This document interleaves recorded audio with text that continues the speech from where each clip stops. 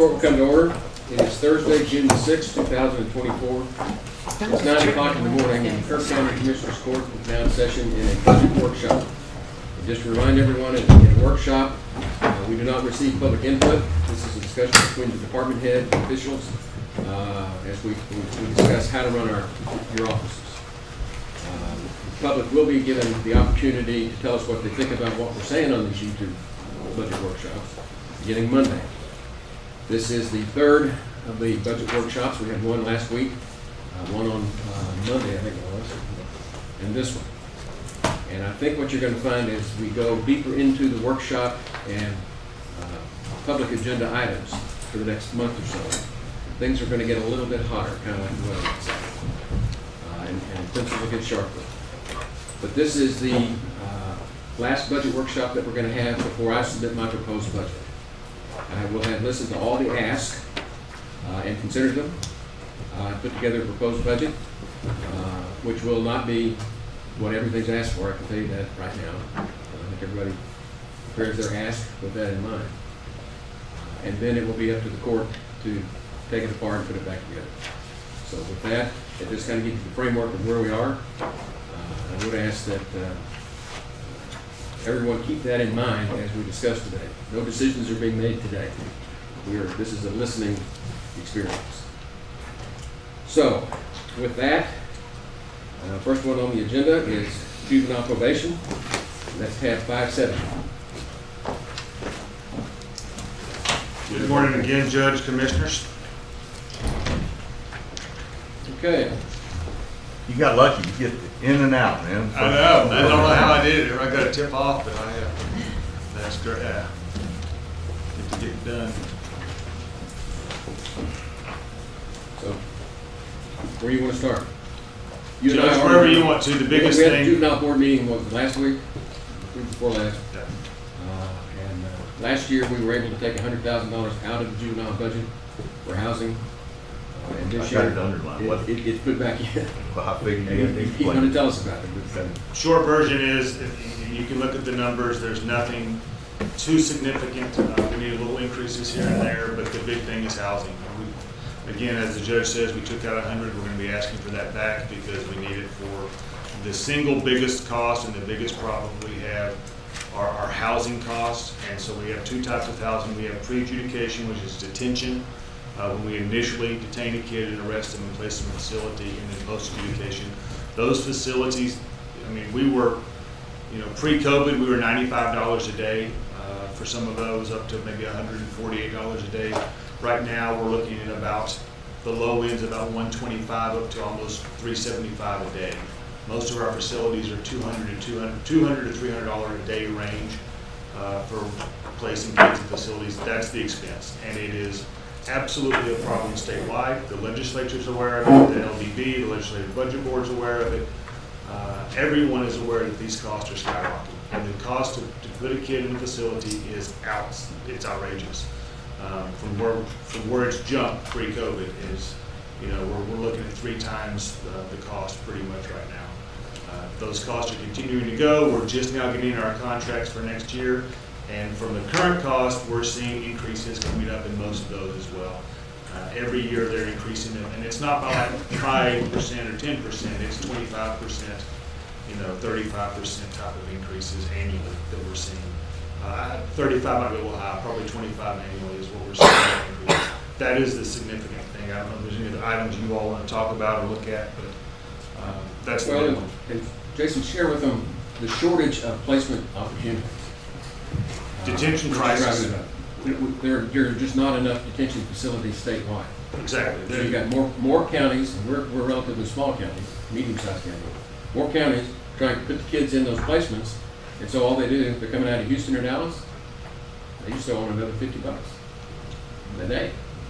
So like Bell County is Yeah. we're $350 a day for detention, for that, and they're charging it because they can get it, including us, But what we obviously try to do is, if we have to put in that kid in that facility, the next day we're calling all of our facilities 15 that we have contracts with roughly for detention, we're calling them all saying, can you take this kid because we got to get him out of this $350 a day facility. Let's use Bell County as an example.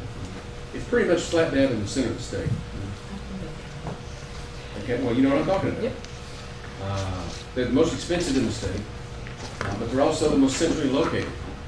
For us to send a kid to Bell County, we gotta send them up the day before, stay overnight, bring the kid back, and then when you take them back after the hearing or whatever, it's driving up the travel expenses, the personnel expenses.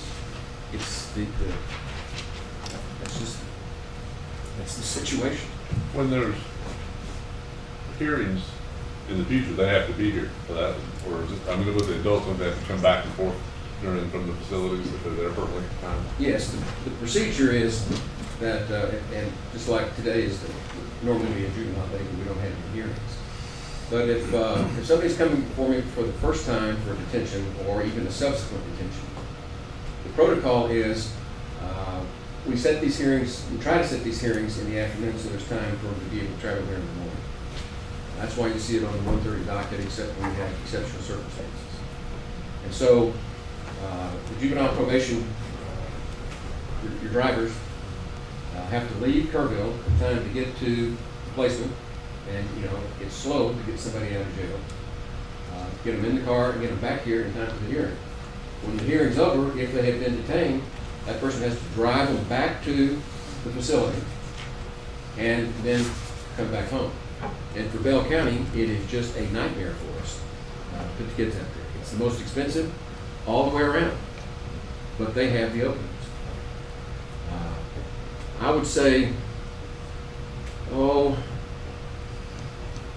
we've had several months at a time where we didn't have anything available. And I had to release kids, some of them violent, back into the community because there was no placement available. There's an acute shortage of placement beds for young girls. That was the toughest for us. And some of them sometimes are the meanest. To say it. And Judge and I can say that, and I know that you're aware of it, that the detention crisis, and that's what it is, we are routinely called by law enforcement to detain kids, and we don't have a place to go. Because we'll call 15, 16, 17 facilities, and all of them say, no, we're full. And that happens, and when I say, there's a time that we might get those calls every day, that PD or SO are calling us and saying, we need to detain this kid, and we call all of our facilities, and they all say, no, we don't have a bed. That happens, it just does, and it's not pretty, but it happens. And so that kid goes back home, even though they really, really need to be detained, either for the safety of the public or the safety of that child. Oftentimes, we just don't have the beds available. So when we do have them available, we have to fight for them. I mean, there was an email that came out yesterday that went out statewide. Victoria County had 5 males beds and 5 female beds. I guarantee you they're full this morning because everyone in the state is calling trying to get those beds because they need places to put them. TJJD doesn't have beds. We don't have beds. It's a significant problem, and the LBB is aware of it, and they're throwing money at it. They gave a lot of money to TJJD to try to do something about it, but it doesn't, to get new beds online to help solve the problem, and it's going up and up. There are no new beds that come online. Are any new in the queue to come online? Anything under construction? Not now. It'll be discussed in the legislature, obviously, but it's at this point in time, no, sir. I mean, So this is at least a 3-year problem. I would think yes, sir. Yeah, I would agree. Minimal. And on the flip side of that coin, what a lot of people don't understand is there's a huge advocacy group movement to not detain juveniles at all.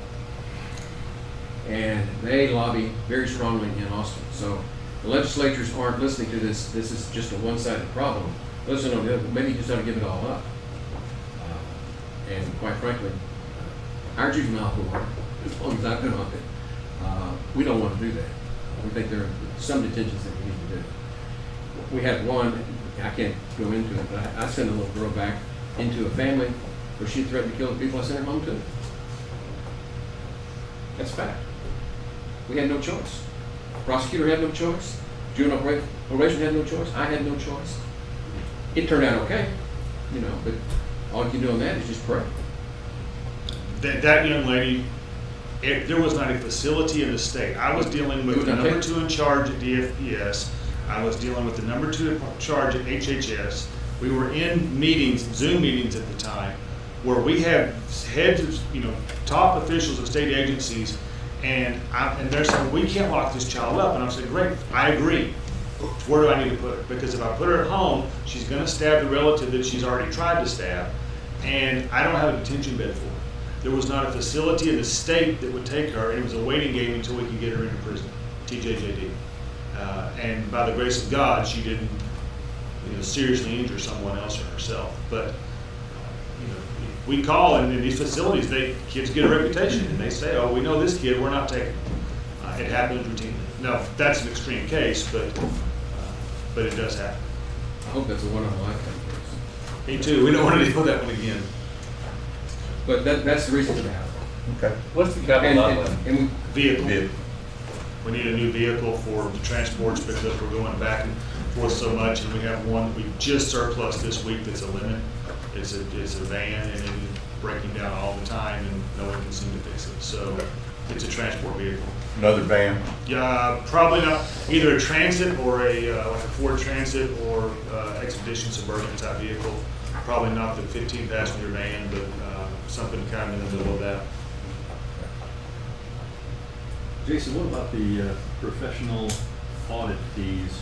I mean, Yeah. is that something that occurs every couple of years or 3 years, or what is it? Exactly. So the statute says that we have, you nailed it. That's what I'm asking, is it? Yeah, the statute says we're supposed to have them annually. Actually, it's a grant contract, it's not a statute. Our grant contract with TJJD says annually. The TJJD has been waiving them every other year because of the cost. And used to be there were $1,500, $1,800 to do these single independent audits that are required by TJJD, required by the state. And so we have to do them every other year. So every other year you'll see this number, and it just goes again up and up and up. we had 3 at the last juvenile board meeting. We've had 3 audits, not this independent audit, yes, sir, but yeah, we had 3. Within the last couple of months, we were audited by TJJD, DPS, and TCOL, all 3. But this one is one we have to go and pay for. But the good news is we got stellar findings. Very fortunate. Anything else for Jason? Thank you. Next is court-appointed civil attorney, CPS. That's tab 407.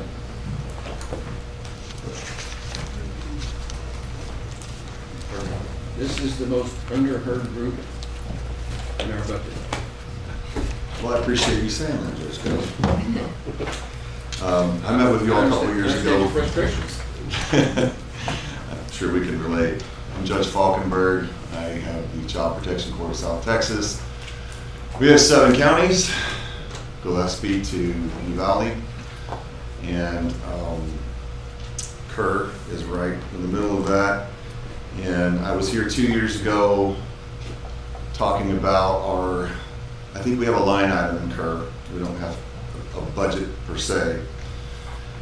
And we went around to all 7 of our counties in 2022 and discussed how there hadn't been an increase in fee payments for court-appointed attorneys that represent children and parents in decades. And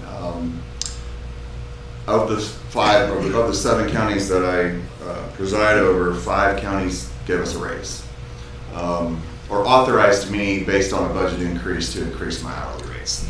The hourly rate is within my purview to set, but I've got to set it according to the budget that I have. And what is that hourly rate right now? In Kerr, it's 70. Right. In the rest of our counties, it's either 90 for in court or 60 for out of court. Judge Evans in Bandera County gave me 80. I never heard from Gillespie. And then you said we were going to look at it again in another year or 2, so here we are. And it was the most professional request short of begging. I do try. I'm familiar with these problems. I have some notes from the attorneys they wanted me to share with you.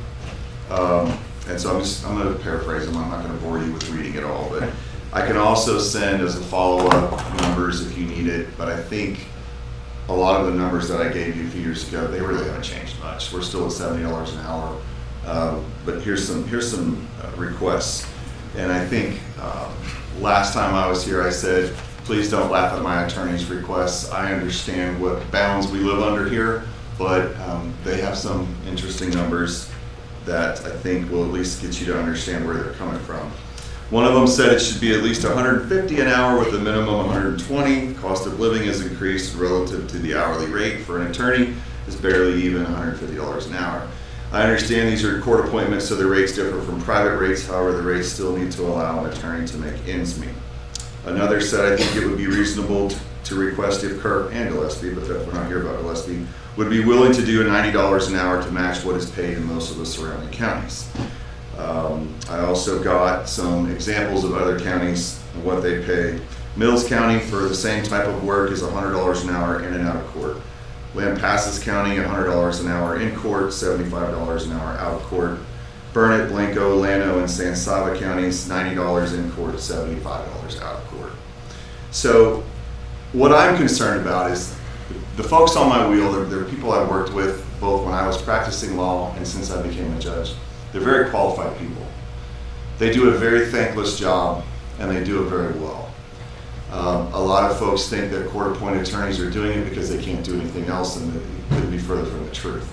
They're doing it because they want to preserve families and they want to help children, and they work really hard and they work really long. We were up there yesterday until almost 5 o'clock. I had 8 cases on the docket. If I could get them $90 an hour and I could get a budget increase of $15,000 or $20,000 to cover that, then that would be amazing. And I think it would really show them that Kirk County values their service. I'm of the opinion that, and I'm sure everybody else in here is too, nobody's never heard this before, the children are our future. And I've had lots of children and lots of parents come through our court that on the face of it, it looked like they were in big trouble, but they got the services they needed and they got the legal representation they needed, and now their lives are much, much better. And so I think every time we put $1 into one of these cases, we put $1 into our future. So that's my request. Tell me again, the counties? I have Bandera. Gillespie, Bandera, Kerr, Kendall, Real, Uvalde, and Medina. And let me make sure I understand. Kerr and Gillespie are the lowest, Yes, sir. and we're at $70 an hour. Yes, sir. And most of them are at $90 an hour for in court, 75 out of court. That would include Kendall, Kendall is $90 across the board. okay? Bandera is $90 across, or $80 across the board, I'm sorry. Uvalde is 90 in person, or in court, excuse me. 90, 75, They're 60. 60. The 75 was surrounding counties. Those were examples. Every county of mine is either 90 across the board or 90 in court, 60 out. And Medina is, Medina is 90 across the board. Uvalde is the only one that is 90-60. Everybody else is 90 with the exception of Bandera, which is 80, and then Curry and Gillespie are both 70. And again, I can send this all in writing, whatever you want. I can send it to Ms. Grinstead. if you wouldn't mind, I would appreciate that. Absolutely. And Gillespie was how much an hour again? 70. 70? Okay. So we know where the Germans are. Anything else for Judge Falkenberg? Appreciate you coming. I appreciate your time. Thank you. Okay, next is County Attorney, 475. Tab 475.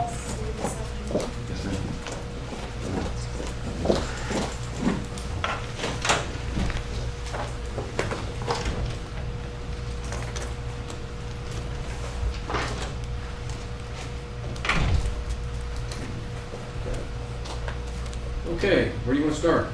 Well, I've got 2 requests that are different from our budget from last year, or this current year. One of them is an employee request who is an 18, and his position has shifted from hot check coordinator, which will see a reduction in that hot check budget, more like a legal assistant. We have a full-time intake attorney and an investigator now this year who, with their work, along with our other staff, kicking out more cases at a faster rate than we had in the past. We hadn't been fully staffed for a little while. So his job has really shifted to more of a legal assistant, and the legal assistants across the county are at 21. So my request is to shift his position from an 18 to a 21. And that is that line 100? That is the 9,700 Right. Yeah. Yeah. with the I'm roll-ups. looking at the funds over here. Yeah, got it. And the other request that is different from past years is to get us a case management system, and that's the capital outlay item that is $2,700, just over $2,700. That is a tech share program that will not only expedite case intake, but it will make more efficient the discovery with defense attorneys, case management within our office. It will. This is a need and not a want from our office. We need. 27,000, right? Yes, 27,000. Yes. Yeah. Could SB 22 money been used for that? No, sir. No. SB 22 funds Well, aren't that's salary. included in this at all. Salary. Salary. Salary only for our office. Yes, sir. They're different, they can't be used, they're very specific, and it's on next, another budget. Yeah, it's coming up. Okay, but- so the public understands, SB 22 is the source of funding for law enforcement and prosecutors, and it was passed by the legislature, intended to help rural counties that are understaffed, undermanned. And those funds were appropriated by the legislature and awarded or funded directly to the law enforcement office and the prosecutor's office. Did not go through Kirk County. It went directly to them. And that's what we talked about last. The sheriff last year, if you recall, had $500,000 that he used to try to do the recruit and retain stipend. Well, that's where that 500 came from. That was his SB 22 money that he pledged to us, that he put it in our fund balance once he got it, and he did. Right. But that's what that money is. And the comptroller has specifically said disallowed expenses are software, increasing salaries of current employees outside of those authorized in the statute, contract employees, overtime pay, hazard pay, and another. I guess I didn't bring the other That side of just that. confirms what we're telling you. That's the restrictions we put on it. And those funds were allocated directly by the elected officials, the elected prosecutors and elected law enforcement, sheriffs, etc. So we really don't have anything to do with that. And another thing that's important is that we're not allowed to offset Yes. our current salaries with those funds. And- This is in addition to what we're paying, we can't reduce to make up the difference. And the tech share program, the $27,000, we have asked and put in an application because it is an authorized use of ARPA funds that we've requested that from the court. Now, we did have an executive session where we discussed things. We did. And one of the things that I don't have clear in my mind today is I know the 216 and the county attorney are very much promoting this software app. I guess it's an app, isn't it? App. I'm sure I'm saying correctly what it is. Sure. It's a program. Program. And but the sheriff and 198 are not. And we've got the 198 and 216 here. I'm just trying. What's the debate about the use of the software program? The software, well, the program that we would intend to use, it is not, the sheriff's input on this program isn't something that we take into consideration when we want to manage our cases in our office. Now, something that I don't know that the sheriff knows, I just learned that he is opposed to us getting this program, is that it it talks to WatchGuard, what he uses, so they will work together seamlessly to get cases from the sheriff's department to our offices.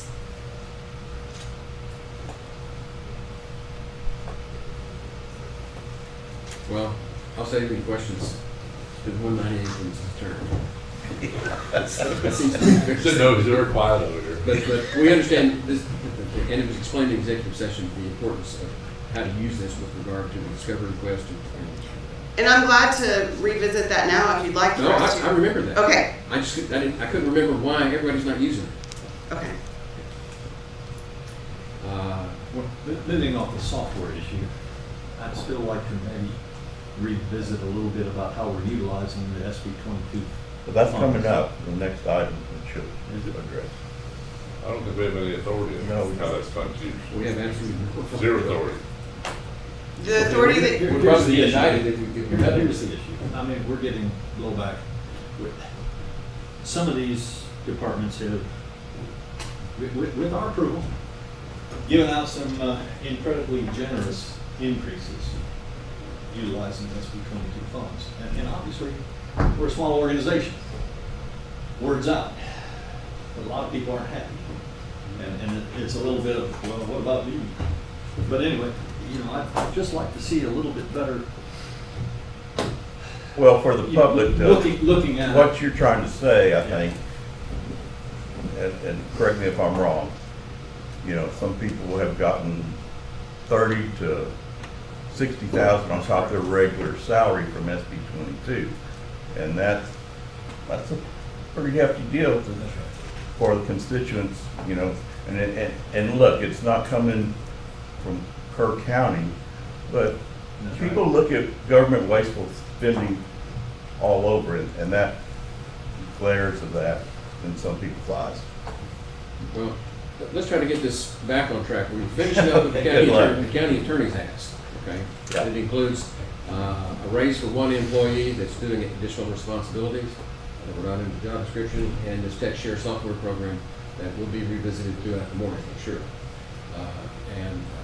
SB 22 is the next agenda item. Yes, sir. And it's the SB 22 for the county attorney's office, and that's under Fund 55. Those of you with notebooks. so the Senate bill was passed in order to retain and recruit these types of employees in the prosecutor's offices across the state. And as you have seen through other departments, those retention and recruiting packages have worked.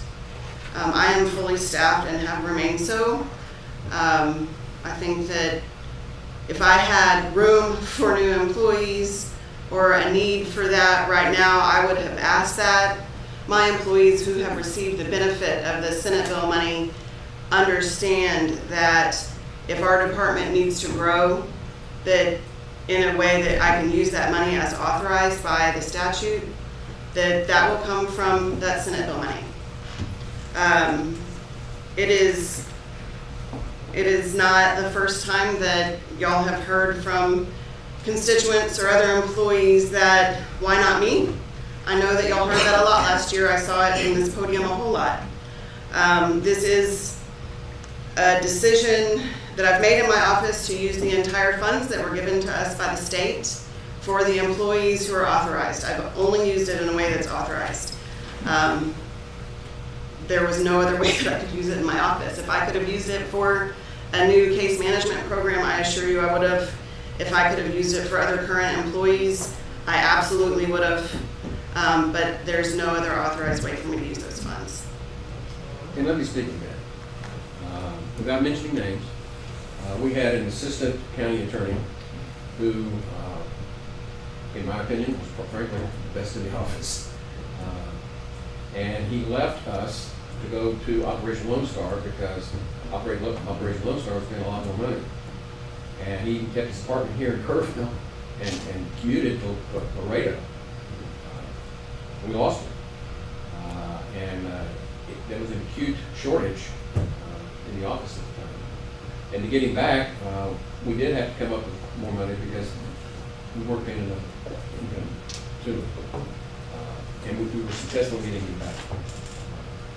And we did that as a court. That was not SB 22. But SB 22 is responding to those situations all over the state of Texas. And I'm not defending the legislature. Lord knows, I'm not sure you can defend what they do sometimes. In any event, the whole concept behind SB 22 was to make sure that the rural counties had funds available to be able to hire the professionals they needed to do their jobs. And it was a statewide crisis at the time. Why they decided that the individual elected officials would handle that budget on their own, I think is probably because they figured that if they gave it to us, we'd use it for something else. That's the only rationale I can come up with. But this is your SB 22 budget and how you've allocated the funds. And I have some dedicated and experienced and knowledgeable staff in my office who were the only people I could give the money to. How many are, participate in this in your office? 3 attorneys and my investigator. So 4 people, Yes, sir. 275,000. Yes, sir. The state didn't put restrictions on the increases I could give to those employees. So I'd like to just clarify, I mean, this is outside of the commissioner's court. Yeah. We have nothing to say about it, so Right. they're entitled to use the money however they want. But It's not our fault. Yeah. I mean, look, It's I'm not all for SB 22 and, you know, give additional money where it's needed. I do think that in certain circumstances, it's become excessive. Yeah. And that's what I would say. Well, The circumstances of the county attorney's office. That's all I'm gonna say. well, I don't want to breach any confidence in this conversation with the county attorney. When the SB 22 money came in, she and I sat down and talked about it. And she wanted to utilize it because these people have been going without for so long. Kind of accrued service benefits.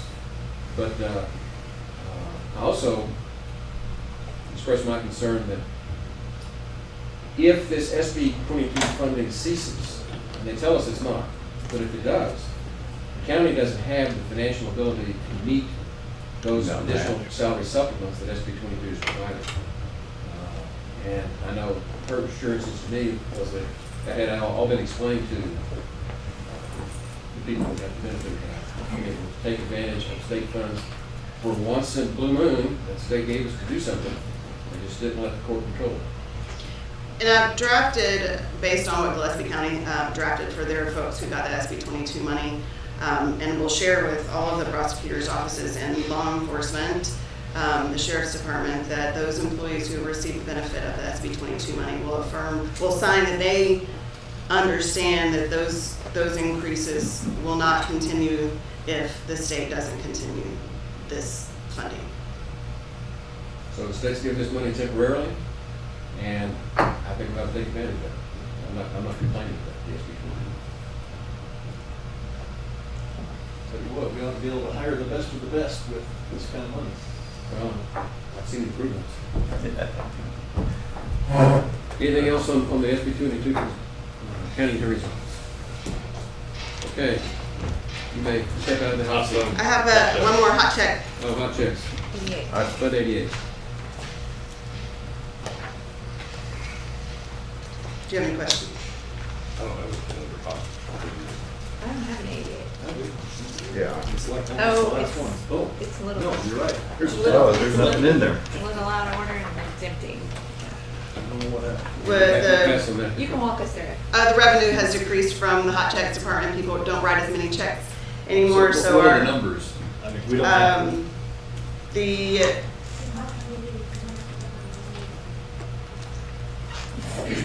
The requested budget is just over, it's $1,740. The current budget was $3,085. And so that just comes from those funds collected, the fees and from the hot check collections for the community folks. Banks have shut down the float time. You can't write a hot check anymore. I don't run a hot check anymore. I mean, they do some, they come through, but not nearly as many as we used to. There used to be, I think before I got here, there were years that there was $60,000 in that account. Not anymore.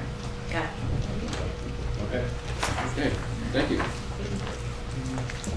Then let's move on to the 216th District Attorney. This will be Fund 83. Good morning. Good morning. I was just talking to Candace, and we haven't seen a felony hot check in over 3 years. So, Wow. yeah, the amounts got bumped up, and then people just can't write hot checks anymore. Okay, so I just wanted to talk to you about any changes to the budget this year. We increased bonds and insurance. I'd be remiss if I didn't acknowledge Candace, who is basically, she does the budget and then she sits down with me and I have the final say on all the numbers, but she is absolutely instrumental in getting the budget together, and she's moving to Dallas. So anyway, this is her last year helping me with the budget. I hope I can find somebody that can do half the job that she does. But so we increased it because my bond will be due in December/January. So that's the additional $225. She always does a budget based on what we intend to spend specifically. And so that's the increase, $225 there. Books, publication, and dues, we've added $4,500, and that's because we've had a lot of increases in dues. Bar dues have increased. We also have dues for an additional attorney. This fiscal year, we will have to buy new books because of the legislative session. When the laws change, we have to get new books, and that those can be expensive. TCAA, Texas District and County Attorneys Association dues have also increased, and those went up quite a bit. Our contract with LexisNexis, we use LexisNexis instead of Westlaw. Westlaw's a little bit more expensive, although I prefer Westlaw. Everybody else in the office has become accustomed to LexisNexis. It's less expensive, but under the contract it does go up every year, so part of the reason for the increase in that line item is the fact that LexisNexis will increase this year, this next budget. We also added an account, a Dropbox account, because some of our files are so large. The only way we can get them to experts or attorneys sometimes is through a Dropbox. So that's why we had to add that we have to pay for yearly. Any questions on that one? Okay. Next one is the telephone. That is for cell phones for the prosecutors and the investigator. No one else in the office has a county cell phone.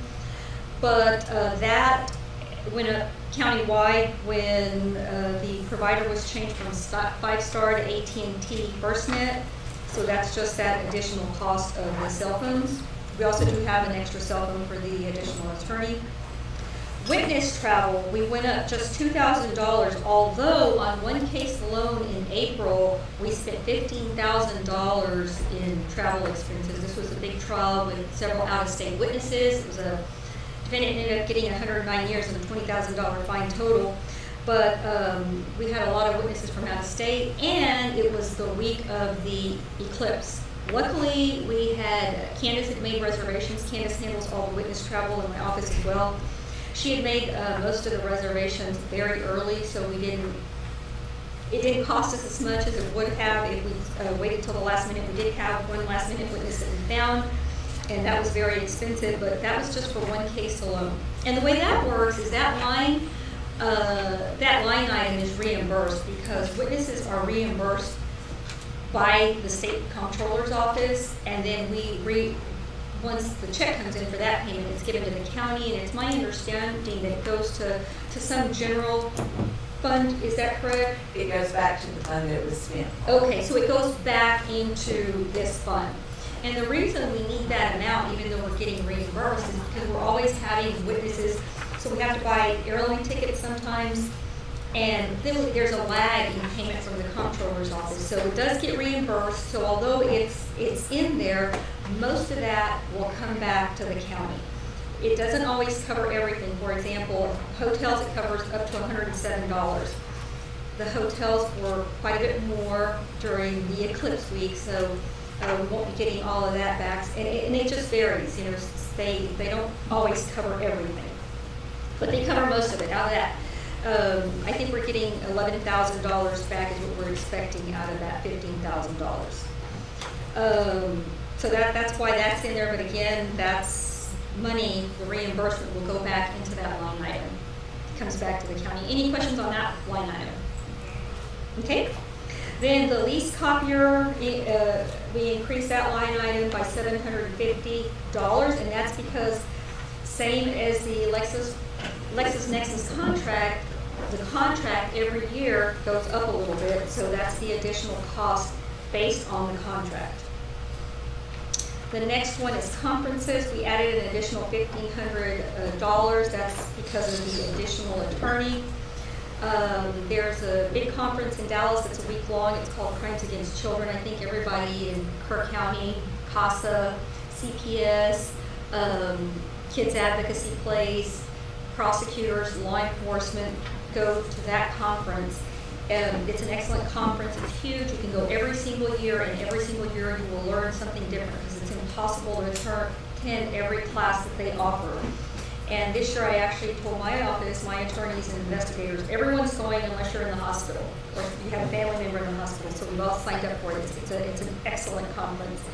And that alone costs about $1,500 to attend because it is in Dallas. So there's an additional mileage and meals and hotel. Any questions on that one? Okay, and then the professional services we decreased by $740, and that's just our best guess. We looked at what we had spent and why we had spent it, and decided that we could decrease it by $740. I know that's just a drop in the bucket, but we just felt that that's something that we could decrease by that amount. Then, of course, Heather, Ms. Stebbins has already talked about the capital outlay for the tech share.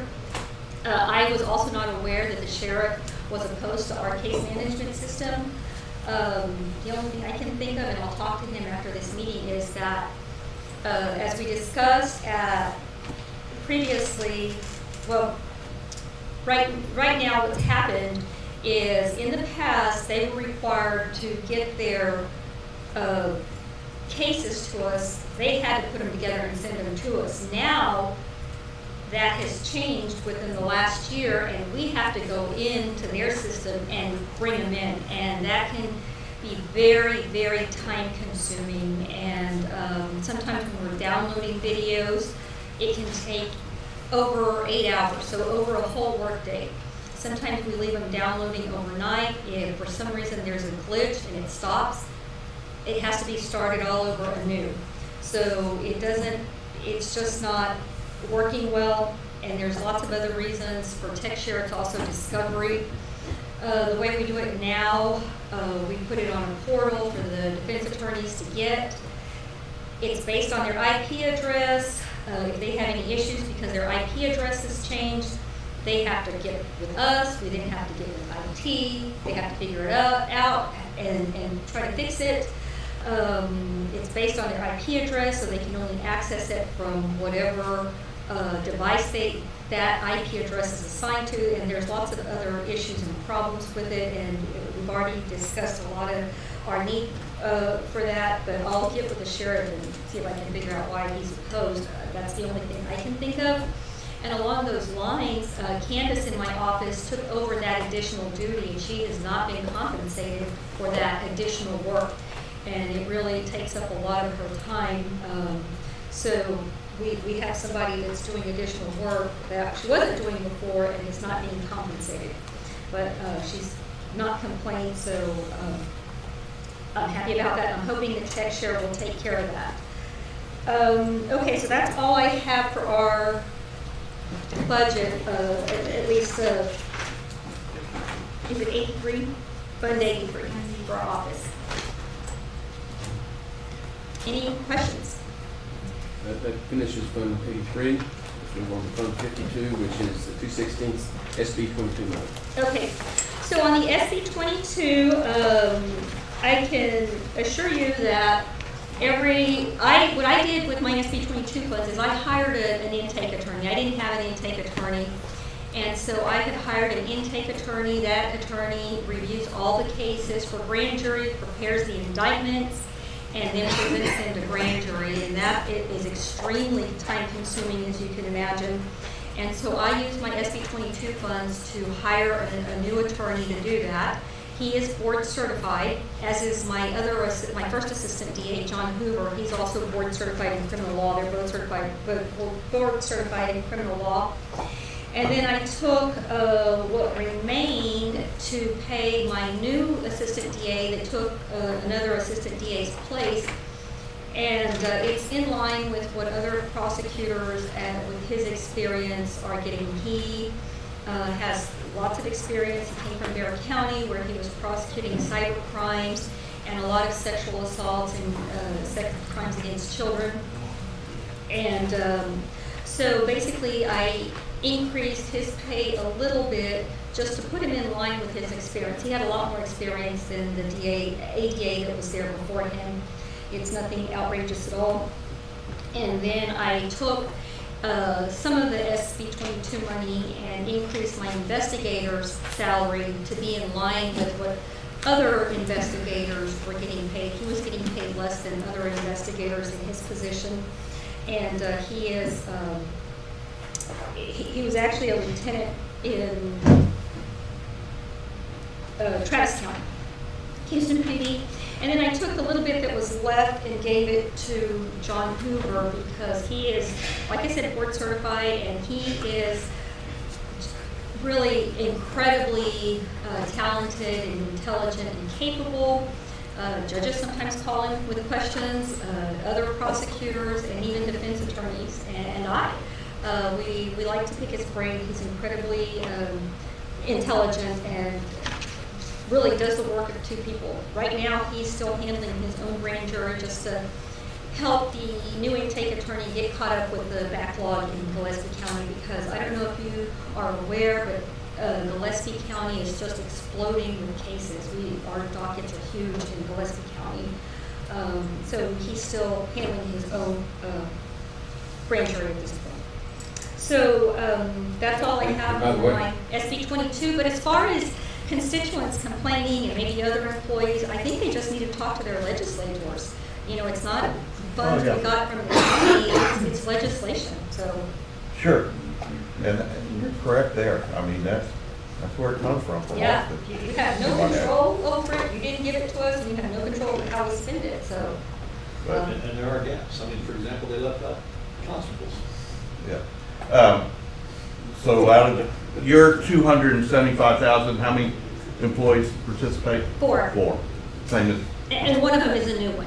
Right. So three previous and one new Okay. one. One's a completely new hire, so it covers insurance and retirement,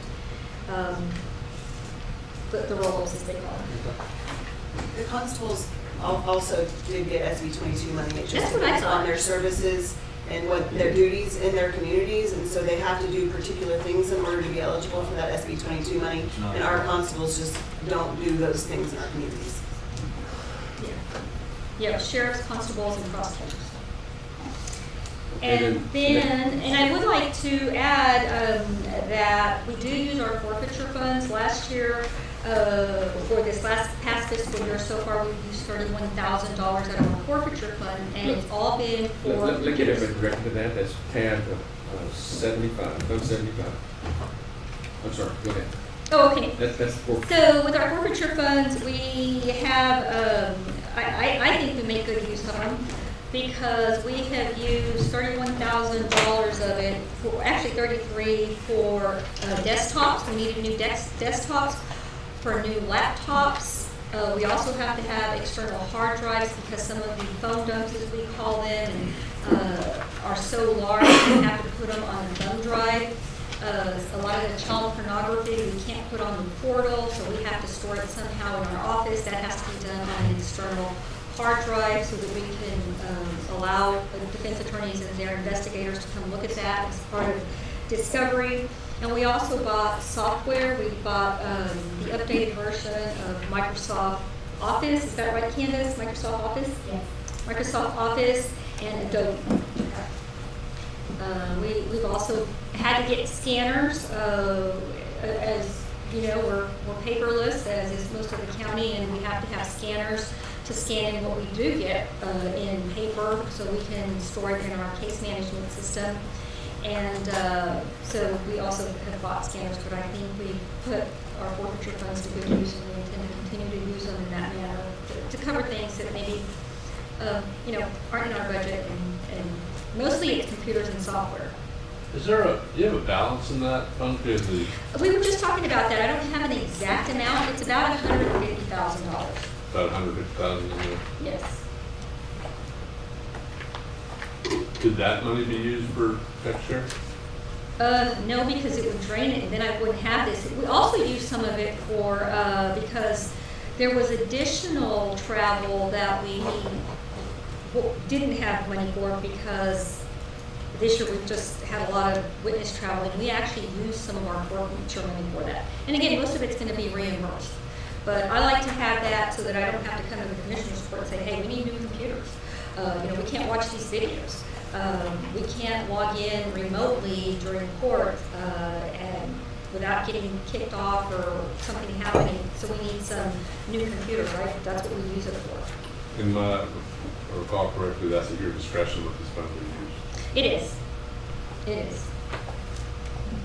So, But if I may, if they spend 100% of their budget this year, they're only gonna have about 105,000 left for the next year, and that's what has been budgeted in the one you're looking at. Correct. So while she may have that much cash balance right now, we're looking into the future next year and where we stand right now.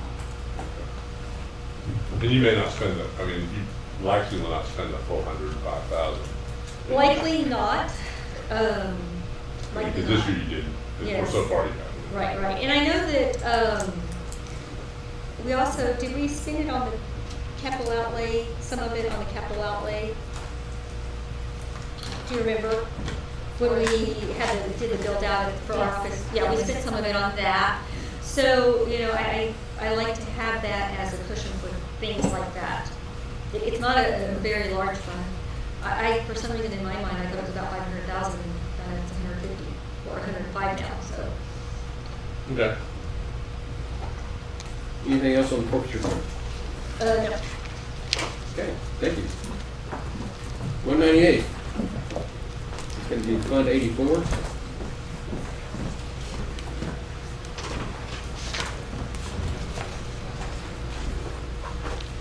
Yes, sir. Hey, Stephen Harpole on behalf of 198th, and y'all got my budget, and You're a chronic complainer, Tim. yeah, I know. Do y'all have I've seen any, once every 3 or 4 months. do y'all have any questions about the budget that I can answer? Well, at the top, what's the new hires or special request?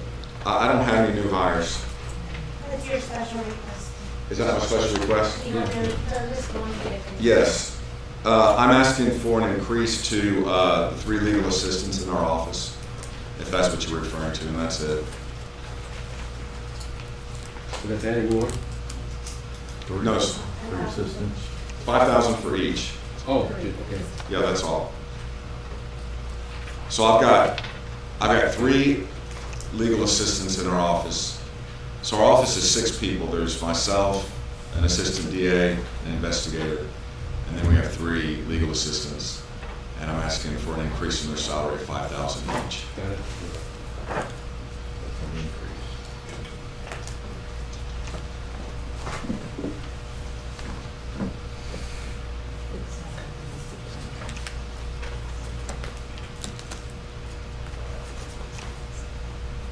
Okay.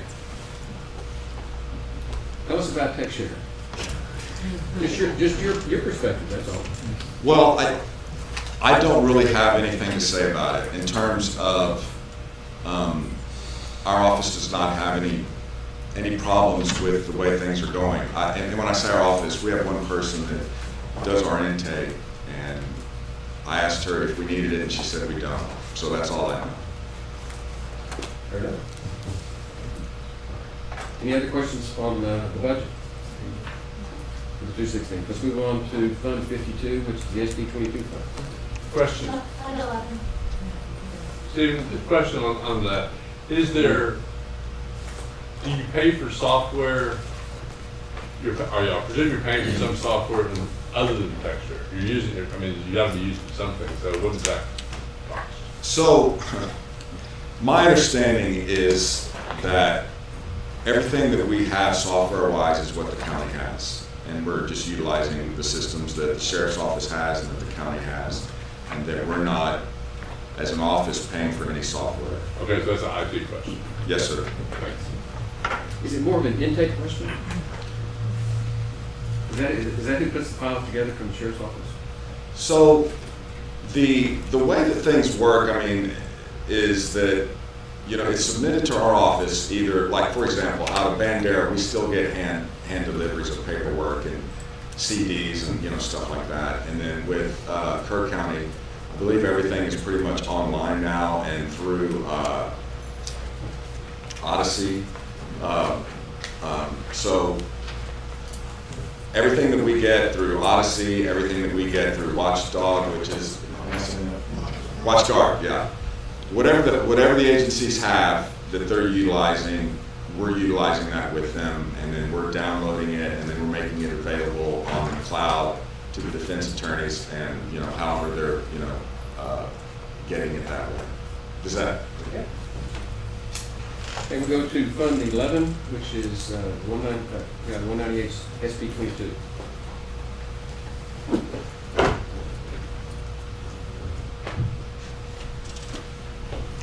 Any questions?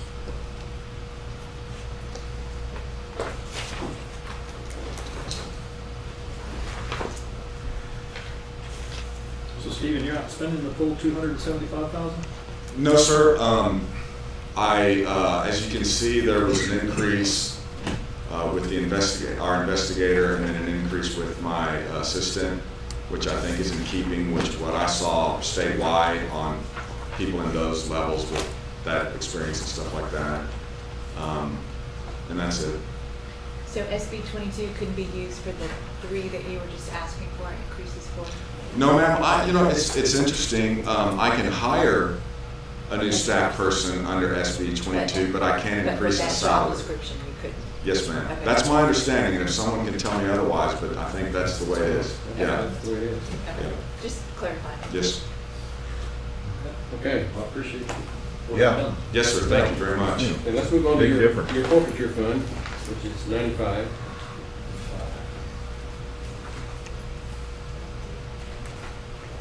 There we go.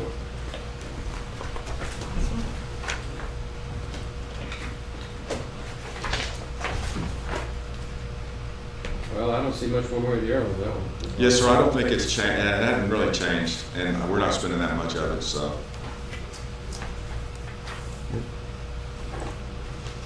And what's the balance of that?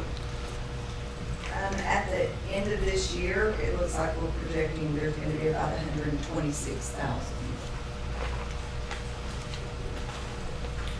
Well, thank you for your efficient and frugal management of resources.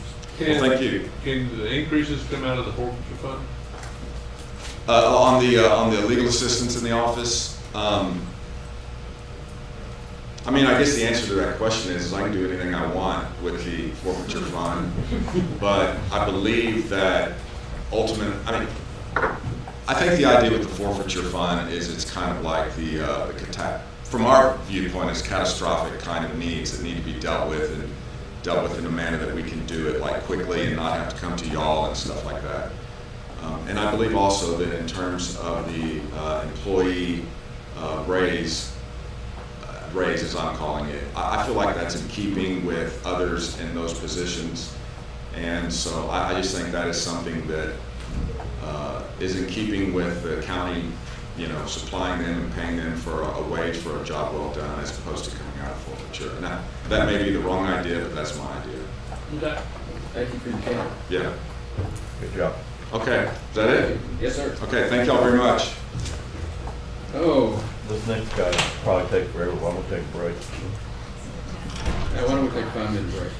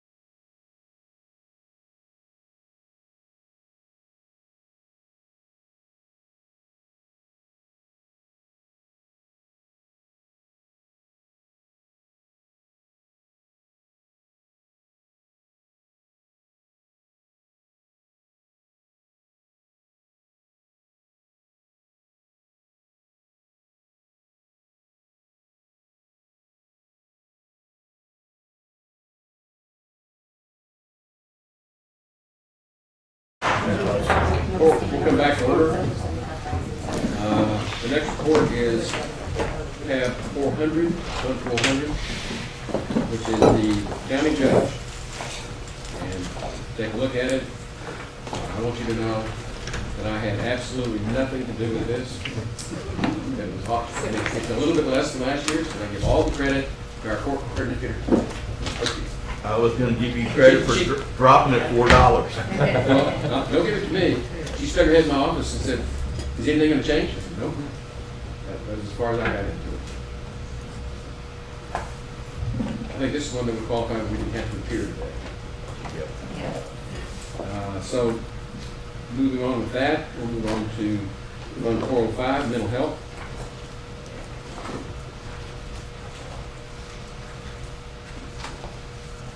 As you can see, it's not changing much. Down a little. Any questions about that? Okay, let's move on to the county court. Tab 426. This is one that Ms. Grinstead and I worked on together, and you can see it's right about the same. We're pretty predictable. Any questions?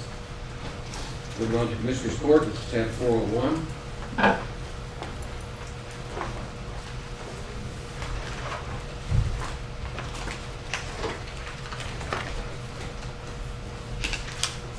I think the big drop will pick up my gas line on some of them, is that it? Now, on this one, we went up a tiny bit, but mainly, we've got bonds for the 2 new commissioners that we have to consider. Went up a little bit with conferences for the 2 new commissioners, and slightly with the lease copier to include color copies. Jones and Holt are already costing us money. Not yet. Just wait till January on that. Yeah, one thing, I would recommend y'all increase conferences. I really haven't gone to conferences the past couple of years because I didn't see the need.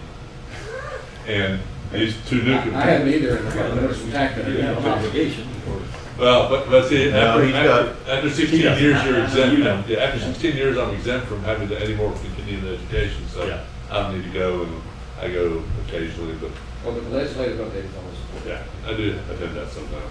But, and I believe both of these gentlemen will be needed quite a bit the first year. You have to go to that thing, February one, then you have another one, so that number, that would probably up to about 8,000, I would guess, just because. I wouldn't disagree. Yeah. Because that is required, part of the deal.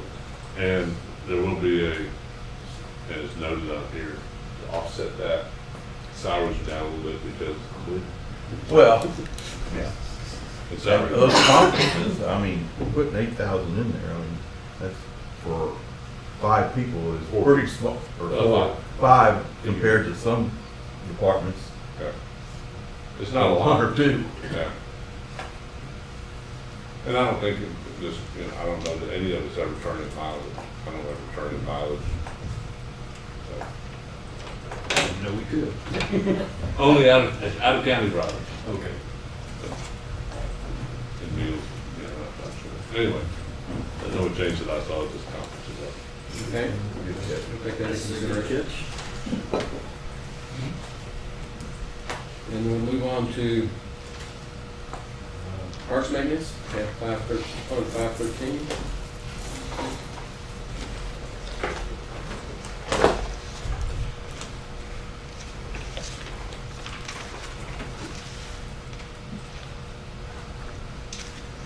You're up about 4,000, James. So technically, you don't have to be here, but just kind of both.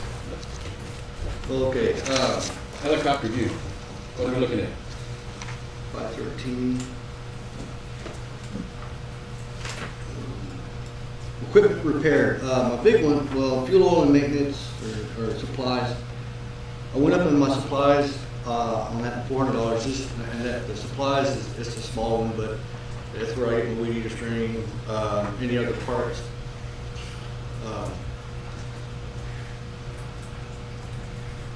sometimes trash bags, and just gloves, just, you know, for the parks, and we're picking up trash and whatnot. The only thing, and I'll look through Mr. Pace's on this, we're likely gonna, I'm guessing you're gonna approve at some point, using some of the additional space in 550 Garrett. And there will be some changes, some modifications probably needed. Would that go under major repairs? Where was that, what line item would that kind of thing go? Would be parks. No, it'd be the Capital outlay. We are gonna need It to would budget not some be money. parks. It would be the courthouse and related buildings, which is next Okay. on the agenda. But you're right. So Yeah. Then that's all I on wanted. My question for Shane, on parks maintenance, you know, do you have enough money in there? I recently visited Riverstar Park with Jake, who's in court today, and, you know, some of those buildings need a new coat of paint. Yep. You Walk. know, that platform under the. That is under a different line item, that's, Is that different? 6. I'm sorry? The Riverstar Parks, that's under, 10-666-450. Okay. Didn't realize it was. I mean, it's part of the ag barn facility. So they're gonna tip that new fence. Okay. Okay. Well, Parks. so what is included here? That might be a better question to ask. Flat Lions in Ingram Park? Yes, 3? yes. So I typically, I don't have a lot of money in 513 other than for fuel equipment. I did go up a pretty good amount on equipment repair, as y'all may be aware of. I picked up 3 pieces of equipment, a water truck, a bucket truck, and a big wood chipper from Road and Bridge. So, and plus, Which fund are you talking about now? that is 513, 456. Equipment He's repair. on parks, he's on the same department, 513. And I kind of jumped around on the asked different questions. I didn't have any more questions on that. No, I don't. We're good on that. So we'll move past 513, we'll move on to 510, courthouse and related buildings.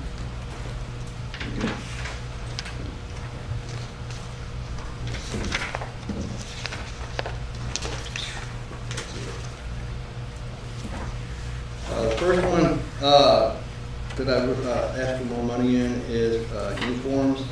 I've got an additional space for one person, which we did have that.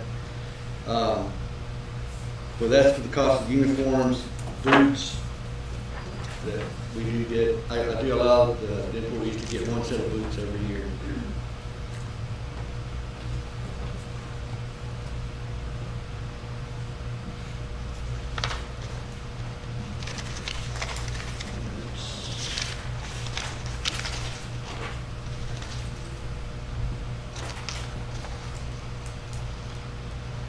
And then on my supplies, and again, like for supplies, it's increased by probably about 10% every year, and this year alone, it's increased by 9%.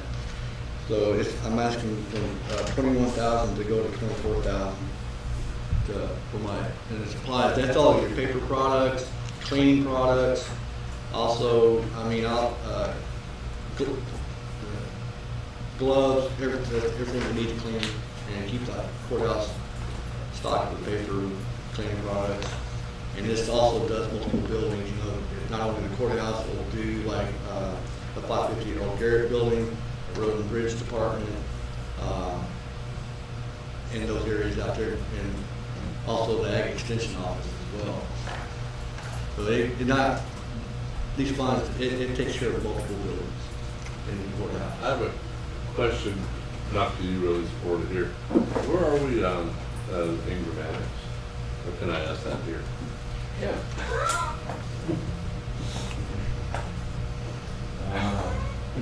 Last time I talked to Dr. Templeton, he was going to put it on the agenda. We talked about the difference in the appraised values. We used joint appraiser in both properties, and there was a $700,000 difference in appraisal. And theirs being worth more than the one that we're trading. And I talked to him about, we sit down and try to negotiate that or what. He wanted to go talk to the board and waiting on him to get back. They are eager for us to supposed to be. The reason I bring it up is because that will impact this budget and also probably your, I don't know, your mowing, and I mean, there's more stuff all of a sudden if we take on that whole complex. It's a big complex. It's a big A complex, lot of mowing.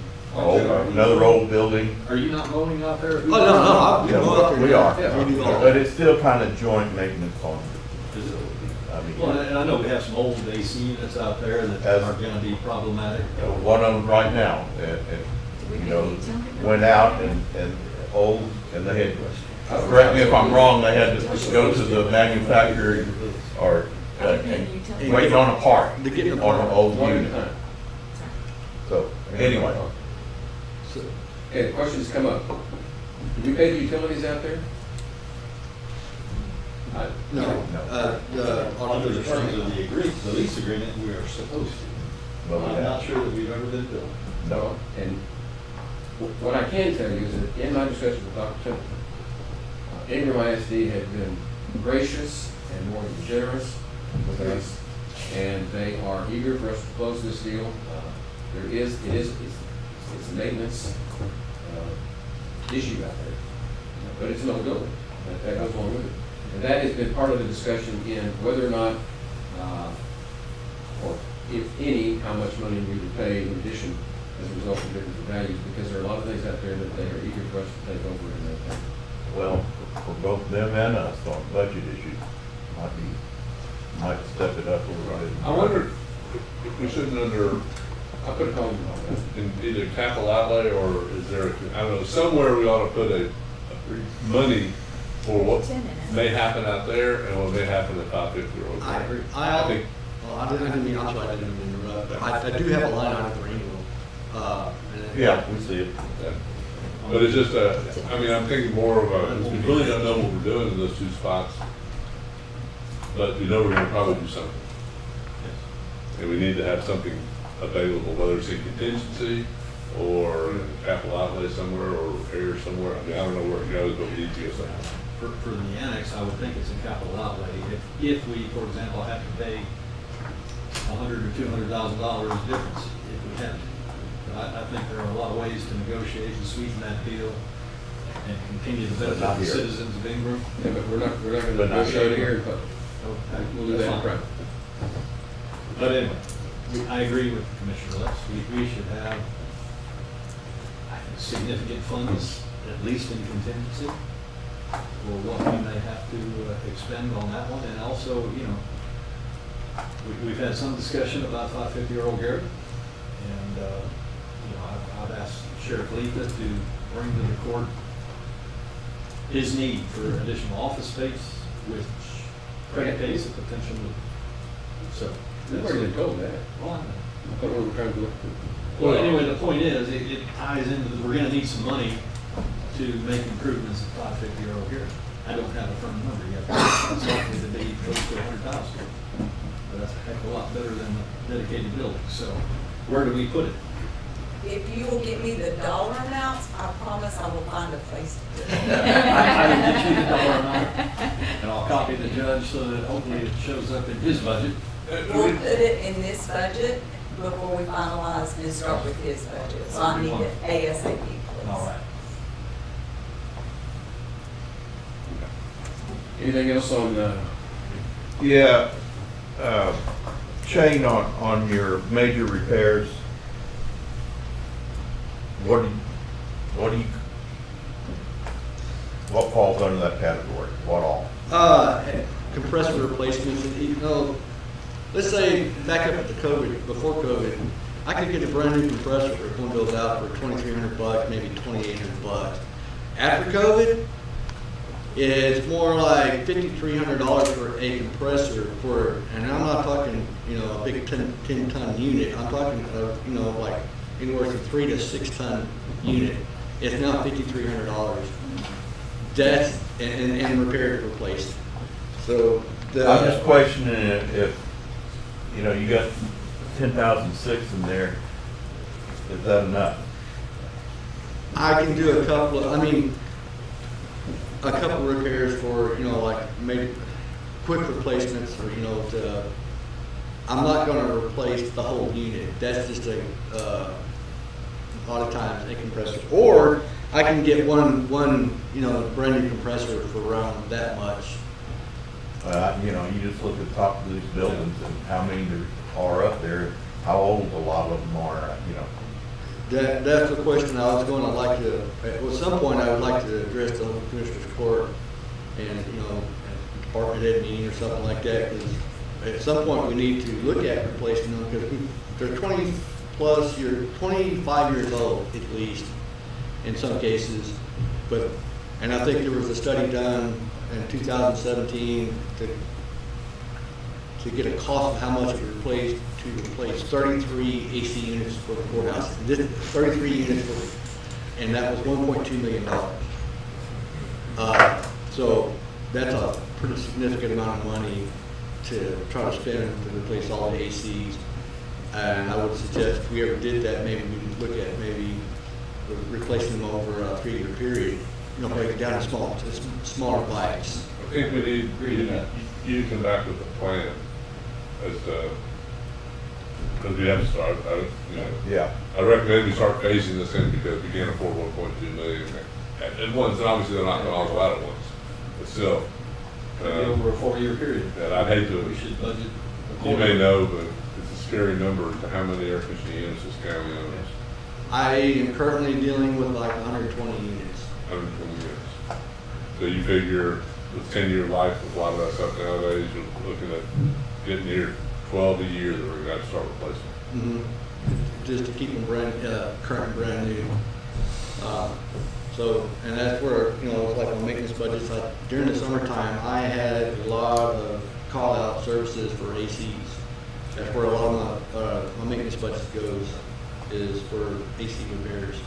And it's unfortunate that the 25 years life that we have on some of these existing ones, that doesn't seem to exist anymore from what I can tell.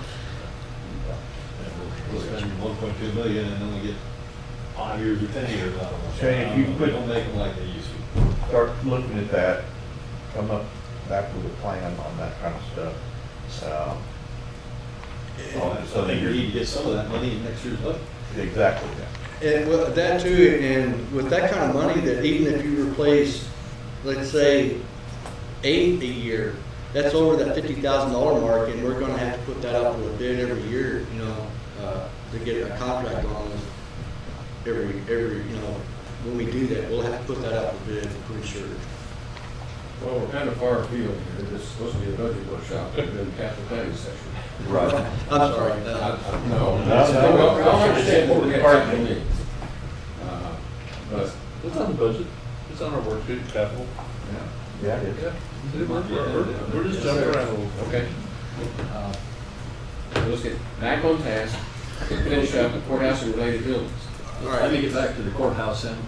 Shane, do you have money for things that like our office space committee has been recommending, such as that storage room down in the basement that we've kind of all agreed we ought to convert that into a meeting room? And Bob Reeves has graciously volunteered to move all of his stuff out to the juvenile detention facility the records that he maintains in that room right now. I do not technically have the funds for that, and, you know, Unless you have money in your budget this year, then I think we better get some money in there for that kind of stuff. Yes, sir. I didn't try to put that in there because I don't know if that was one of the bills where we'd have to, at the Commissioner's Court, would have to put their vote to turn that into a meeting room or a conference room. Well, yes, I think it'll come to the Commissioner's Court, but despite that, it would be good to have money available in the Right. budget for those types of projects. What we're saying basically is we're gonna have some movement around, it looks like. Yeah. And that costs money, and that's not really capital, it'll be more out of your courthouse related buildings. Right. So, I mean, for the courthouse repairs and maintenance budget, I asked for $90,000. So if we start doing that, then we're gonna have to bump that up, because I did get some costs. If we do the building part of it, it was right around, I think it was $2,500 for us to convert that into a room, a conference room, but the electrical would have to be upgraded and the lighting would have to be upgraded, and that's another $3,000. So we're looking at $6,000 to do just that room to a conference room. I would recommend bumping that up from 90 to about 120 in case some of this stuff. That way we got it if we need to make these improvements or something else comes up. Or account for the contingency. Yes. You have a question? Do we already spend the money for the room behind Bob's office? Shane, what about the IT move? expansion. Has that been done yet? I haven't been back there in a while. No. No, that is not been done Okay, yet. so we It haven't was spent that relatively, it was money. only like $1,000. None of Yeah. these things have been brought to the court for That one approval. was. That one did. Okay. Right. We did that. That one was. But we haven't spent that, and Just it, had but it. that's not in your budget, so we need to get that in your budget. That's $600, for materials, and we build it, so we're good there.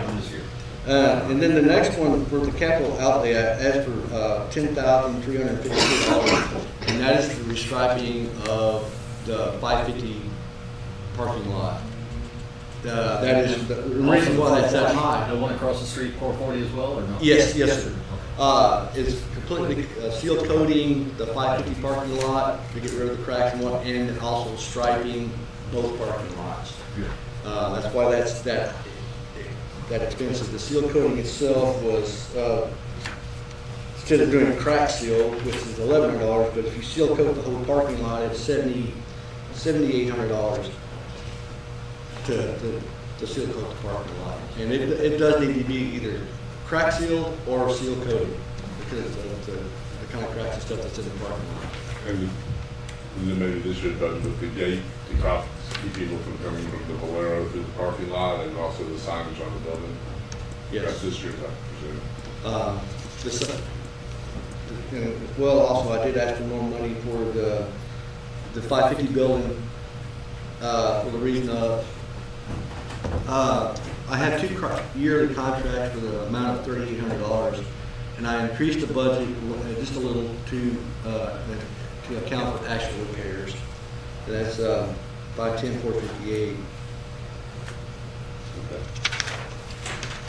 Shane, do you have anything to cover 600-year-old Garrett?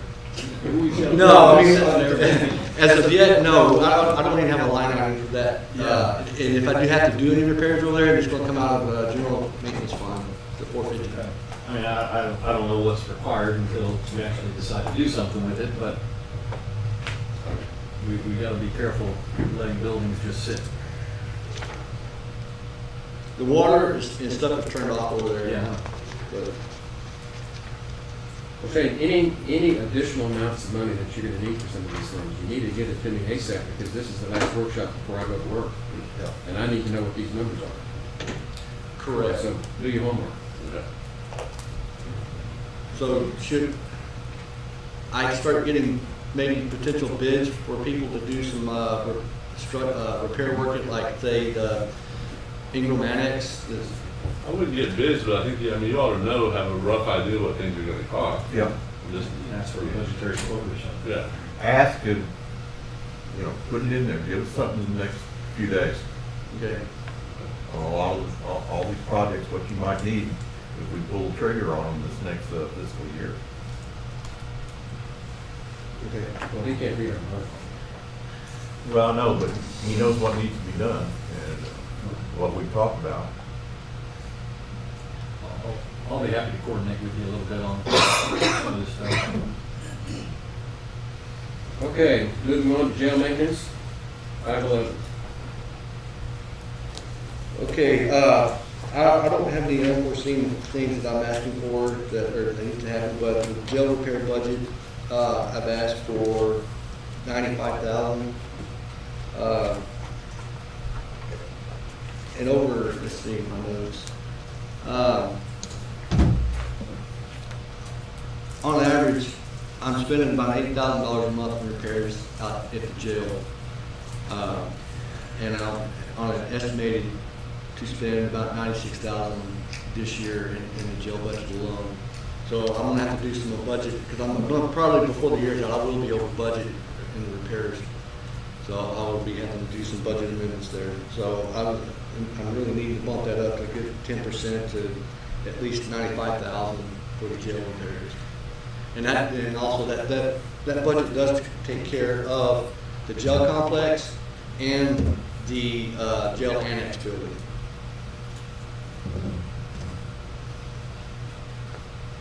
Some of the systems that I have out there, we cannot work on.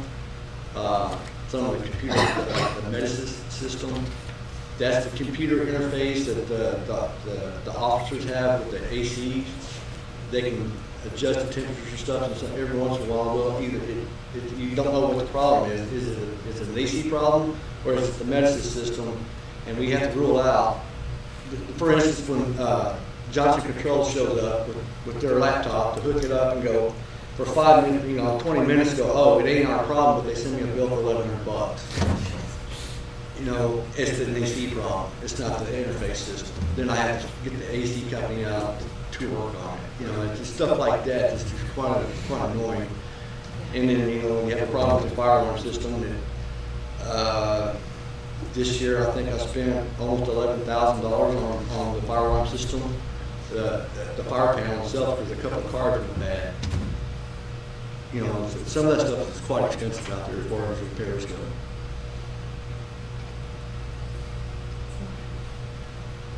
Shane, where does the juvenile detention facility fall? What is it to maintain that thing? I mean, it's an asset that we need to protect and preserve. We use it for storage and election equipment and so forth, so. I do have a line item for the juvenile. 510, 451.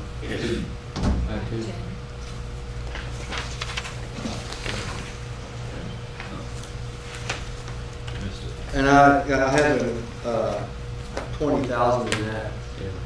Okay, yeah, you're right, sir. Again, is that enough? I mean, we don't have people in there, but. Well, here's what I found out about empty buildings. They still require maintenance because when you keep the air conditioning running,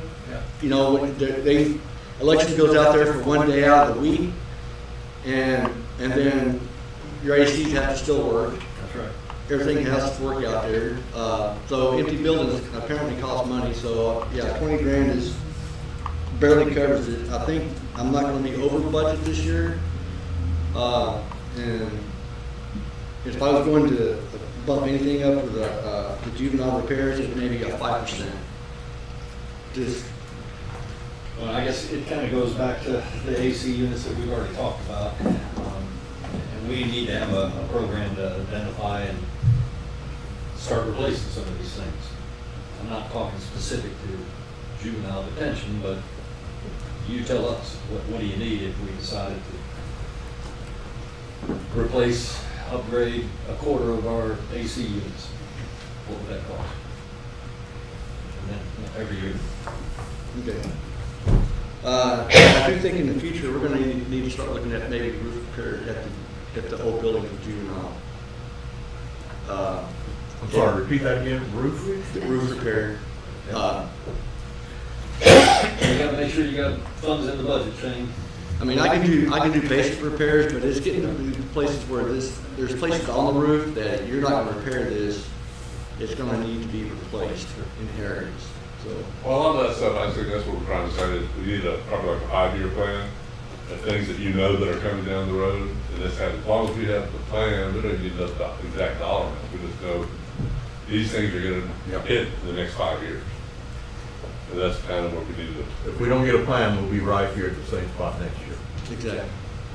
Or worse. Oh, well, of course. Catastrophic failures of a bunch of stuff and not have the money to do anything about it.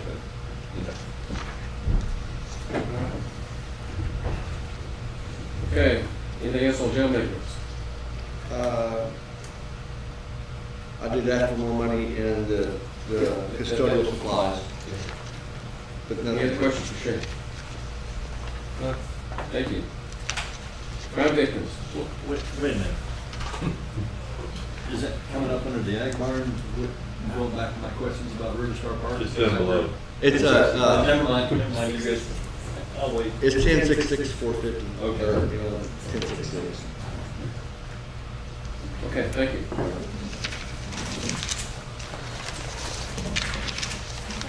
Crime victims. That's, Oh. that's 138. For 3A, yes. Okay. Where do you want to start? Let's start. You tell me. You want me to just start going down the line, or do you want, how would you like me to? Well, let's set the stage. Crime victims have been primarily funded like 95% on grants for the last 12 years, something like that. More than that, like More than that. 15. Last year, they sent a message back to us that we needed to start having more skin in the game. That we were not going to be able to get the grants if we did not match some of the expenses. And so Pam she sent out emails to everybody affected, all the affected parties, wanting to know what we needed and what the recommendation was as far as what the county would pay in order for us to be able to apply for and maybe get a partial grant, which no one responded to, except I think me. I responded to it. You did. And the takeaway that I had with her was that with the admonition that they've given us, if we didn't have some sort of match in this office, crime victim's office, then I was not optimistic that we would get the grant. And so she built in, and she consulted with me, we went through the thing, a portion of the expense of that office being paid by the county rather than the grant. And we submitted the grant application, and Here we are. So, yes, that is how we made the decision. Yes, there were some emails that went back and forth. I actually originally had written a draft for the entire amount, but then when the information came down, maybe that wouldn't be the best idea. There's two schools of thought, which one do we want to go with? You know, go for the gusto, write it for everything and get nothing, or write for half and show a good faith effort to help ourselves, which is, we've had workshops through ACOG about that very thing. We're not here to fund you for the rest of your lives. We're here to help you get on your feet. You have to come up with a sustainability plan, which, you know, I try to put something in there every single time about that. Our first effort at that was, gosh, the second year I was here was our first effort at that. We reduced a position, half a position, to create, hey, look, we're really trying here. And it just was an effort, a good faith effort to show them that we're trying. Because we have had it a very long time, from what I understand, relative to anyone else. We've kept it because of the way it's set up. So, you know, that's kind of the history behind it and why it was. For the public, and 'cause I think it was an important point, we're mandated to have crime victim services, and it has to have the sheriff, the DAs, county attorney, that is the. All of the law enforcement agencies, local law enforcement agencies use Pam's office, and all of the prosecutors' Well, they're offices. all required to do victim services. And we, years ago, were able to get a grant and have one, it's all done through one office now. It could be done at each office, which would cost us a whole bunch of money. So we figured it's a whole lot better and more efficient to have one person do it. And I'm shocked that we still have this grant at all. well, I don't think we would have it today if we had taken these remedial measures. Right. But either we are going forward, we're going to have to start picking up more and more and rapidly affect this entire office, and it's a crucial office, and we do a really good job. That's not it's crucial, but we don't have a choice. All the feedback is very positive about what Pam's been doing. And I had a lot of discussions with Pam, even though it wasn't in emails that I can't share with everybody. But the bottom line is, prosecutors, grant. law enforcement and prosecutors have to have some sort of crime victims coordination. And so we've consolidated it. We've been grant rich in the past. We were looking at, she says, go for the gusto, and I'm a little bit more conservative than that. I'm recommending that we try to pick up some of the tab ourselves, even though it is an unfunded mandate. But those offices, either be in their budget, and the concern has always been, if we have 4 or 5 crime victims coordination functions in the county and it would be funded in separate departments or offices, the likelihood is going to cost us more than if we just consolidate. So that's where we are. And that's what this budget reflects. So, I mean. I'm good with your budget. Thanks. Well, tell us about the grant application and the results of that. Well, the grant application, we're there. We were number 4. I'm pretty proud of that because I went up against professional grant writers and ranked 4th. Crisis Council and I were right there together. Congratulations. And, you know, and I think Noel will tell you, I take that very seriously, and I try to write the best grant I can because I know, self-serving as well, it pays my salary. Let's not, joke around here. But I really, and I've said this to others, could we have done it different? Yes. Would it have worked out different? Maybe. It's hard to know, but based on the best information and some inside information that we had, if you want to call it that, basically people from ACOG talking directly to us about, y'all had this a long time. It ain't going to last forever. So I have talked to Commissioner Paces. I try to keep a pretty lean budget overall. The big ones here that you're going to see is the in-state regular travel and training. The reason for that is every other year, the one training that we have for victim services is done by the Texas Victim Service Association.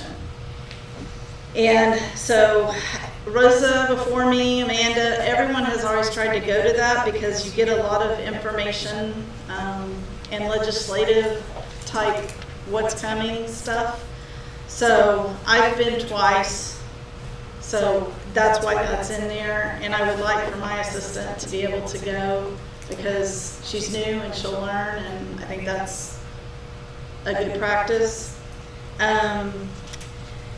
Everything else I've tried to keep as low as I can. Postage is a huge expense. I've heard others say it before me. It's going to go up in the summer and it's going to go up again. So I just tried to pad that a little bit in office supplies.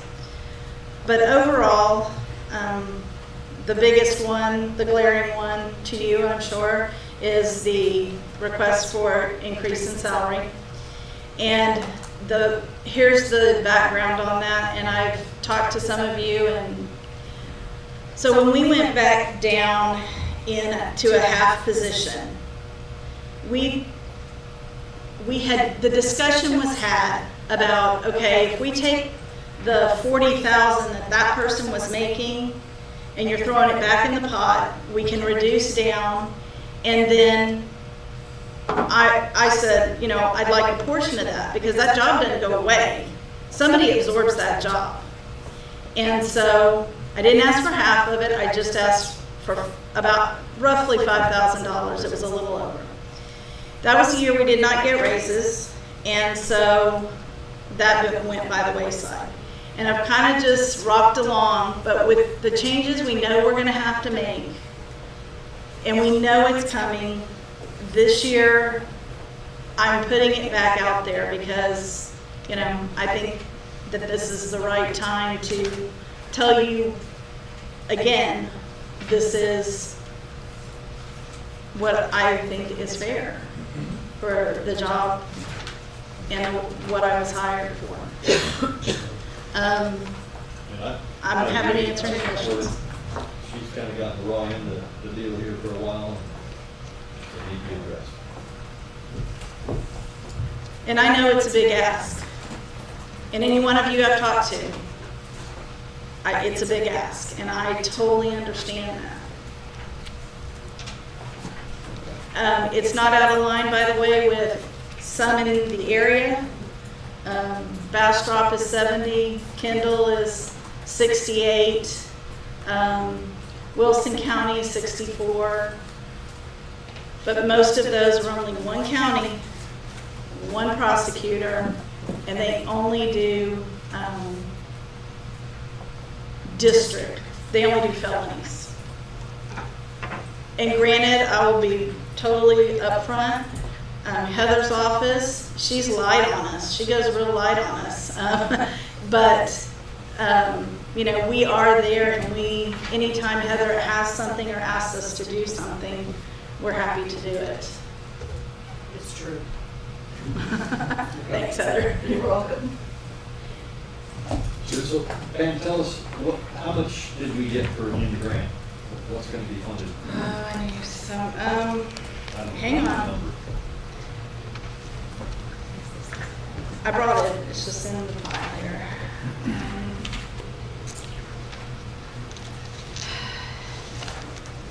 Feel free to chime in if you know the amount. I No. feel like is it 58 or 53? Yeah, somewhere in there.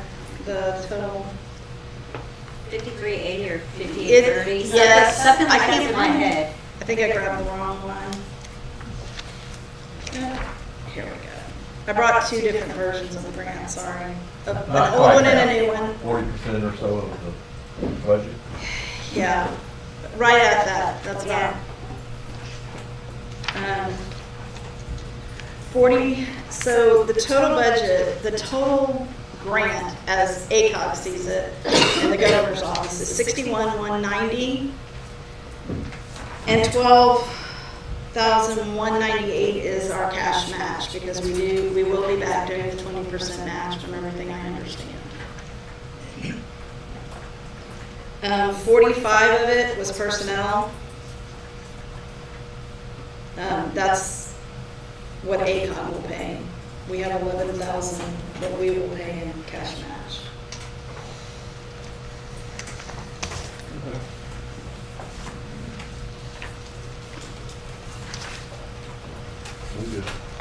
Any other questions? Any questions? Answers? Thanks, man.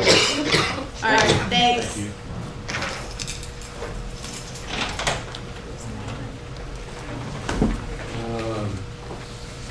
Public Relations Office? I don't think, She doesn't plan to attend because she was under that right. criteria. Okay, the next is airport ramp. Mayor. Mayor, is airport. We jumped ahead, 47 from 47. I've got 147, 48 marked. What does that mean? We don't have it. They're not presenting, they're just, we have any questions on the 595, So we're here on 595. which is their, the match for the ramp grant. This is Department 595.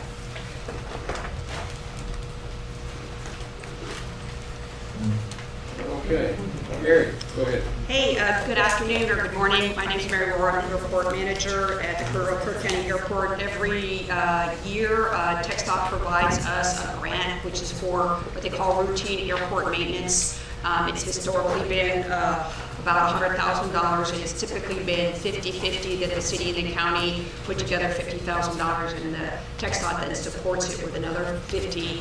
Last year it changed. It's now TxDOT provides $100,000, and the city and the county, in our share, is then we split the whatever 100, the 10%, which is $11,100 between the city and the county. So it's become very good. This fund is used to take care of our airport pavements and drainage, and we've identified some areas that we need to repair next year and strengthen to improve our ability to take care of our larger aircraft.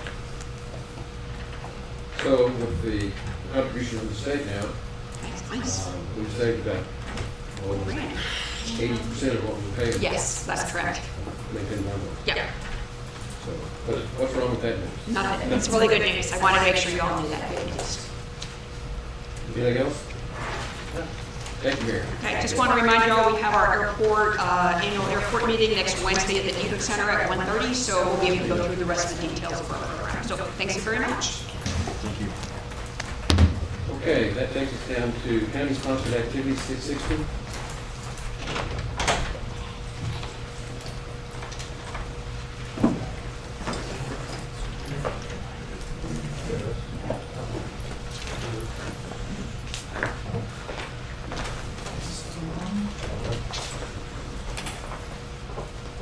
Mr. Ives.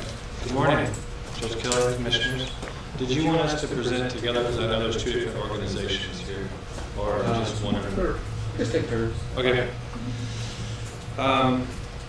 So, thank you for the opportunity to come before the Commissioners. I'm Brent Ives. I'm the Chief Executive Officer for Hill Country Crisis Counselor. I have brought Chandler Collins, who's our Chief Development Officer. I would be remiss if I didn't let the Commissioners know that this is our 40th anniversary of providing services in Kerr County and the surrounding counties. We are a crime victims services program. We are a children's advocacy center that provides a response to children who have been sexually assaulted or physically assaulted or witnessed to various crimes. We are also a family violence program that provides a safe place and emergency shelter for survivors of family violence. And we are a rape crisis center under the same umbrella. We have, let me break down some of the services that we have provided in Kerr County. So for our Children's Advocacy Center, well actually before that, I would say one of the most important things that we do as a victim services program, and specifically a Children's Advocacy Center, is the collaborative efforts that we have with law enforcement, local Department of Family and Protective Services, our local prosecutors, Peterson Regional Medical Center, CASA, K-STAR, some of the other local nonprofits that provide mental health services. That's one of the strongest things that we do as a core service. We do many things under our umbrella. And for Kids Advocacy Place, that is the name of our Children's Advocacy Center. In 2023, we provided a response and services and support to 140 children from Kerr County. 114 caregivers that came with those children from Kerr County. And then on the family violence sexual assault side of our program, we provided a total service, or a total or services to a total of 213 individuals from Kerr County, 178 adults and 36 children. We feel like that we provide a value to the community, to the county, to the partners that we serve, and the survivors that we serve as well. Any questions about? Tell us how much money you're asking us for. $2,500. For all that. Yes, sir. What a bargain. What a bargain. In years past, we've been funded $1,500 from the county. I didn't want to create any shock with the Commissioner's Court. Certainly, we feel like that our services are valuable, and we would certainly like to, in the future, ask for more. This is where we started. Now, we do have a new Chief Development Officer. She will probably be taking this role over. She may come in here next year with a whole other plan. So, but right now, we are at $2,500. Yes, sir. Any other questions? Thank you. Yeah, great work. Thank you. This request is split between the fire department and Fund 36. 136? You won't see the 2,500 there. Okay. Which we looked at that last week, and we used Fund 36 as a dedicated fund, and so we split the request. Okay. Fund 36 is for K-STAR, Right. CASA, and Hill Country Care. Please. Hi, I'm Amy Harding. I'm a volunteer coordinator with Hill Country CASA.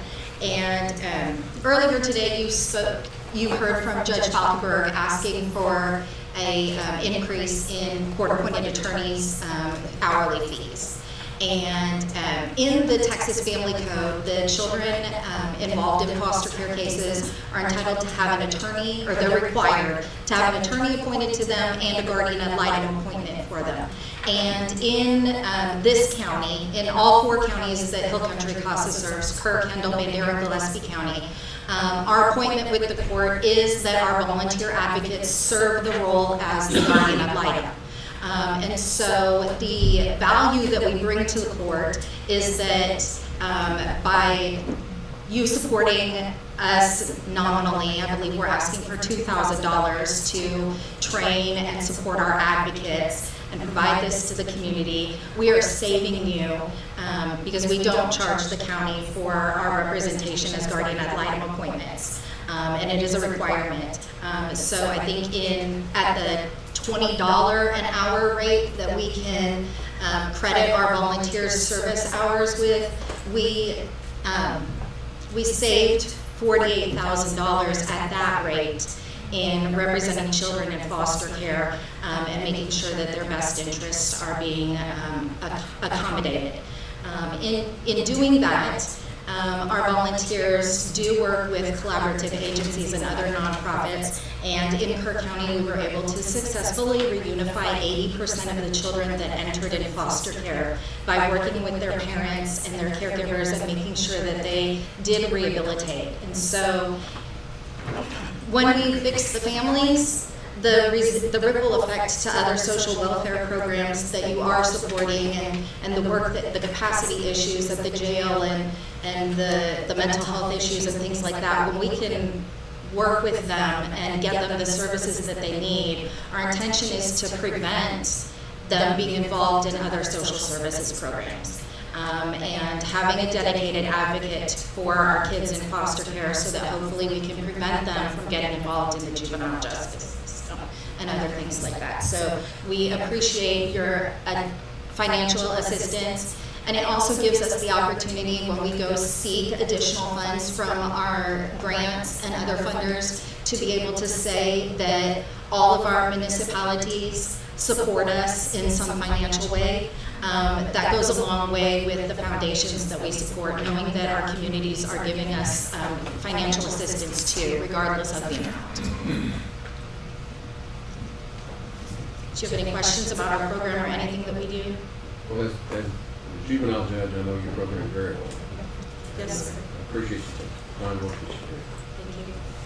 This is very worthwhile. Very worthwhile. We did in a pit for what y'all do. But what she's saying is right. And I sit on a lot of boards, and the first thing that I ask, especially with grant writers, they want to know if you've got local government support. Yes. That's why we do the theater. That's why we do these things. And so that we are supported. It means a lot to us. It really does go a long way with our funders, and so we appreciate that. Okay, thank you. Thank you. Thank you all. Move on to Hill Country Convention Center. That's going to be Fund 666. That's all this. We ought to change that.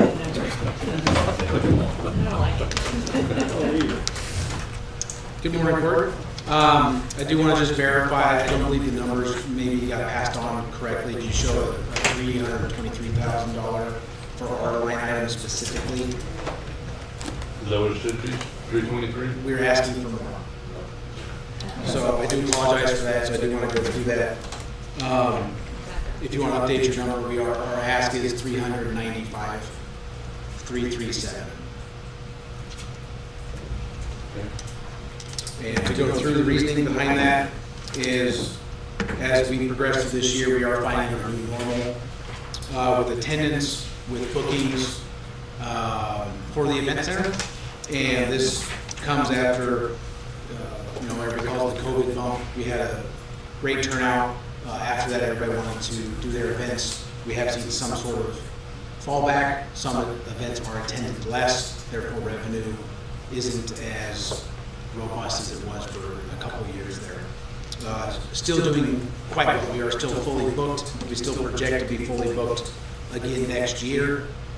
But expenses have, of course, gone up, as everybody knows.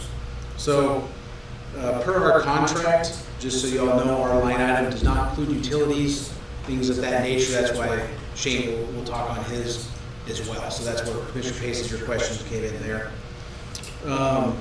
Jake, you mentioned that to get the revenues down. Do you still think we're at the right place at the rates we're charging?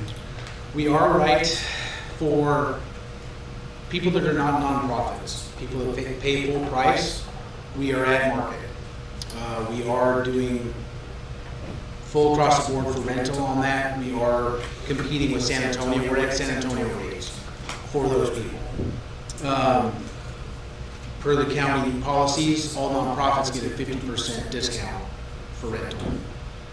Therefore, that probably doesn't match. We do have more nonprofits renting from us because of those discounts, which is a great thing that this board has done. I don't think that's a bad thing, but it does reflect on our ability to make revenue. We do project to bring in $295,000 in revenue next year, which is still a phenomenal increase from our first year, and in the ninth season, our first year was $67,000. What's the budget on commercial versus nonprofit usage? So nonprofit usage itself,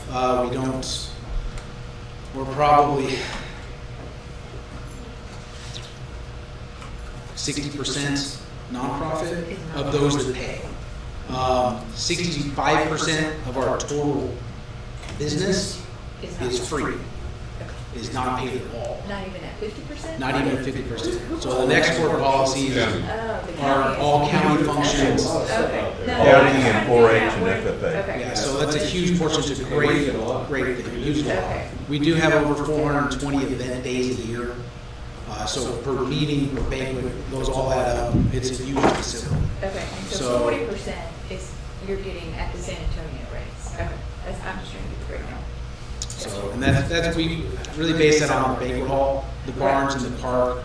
The revenues are quite substantial. So our liquor license is part of that.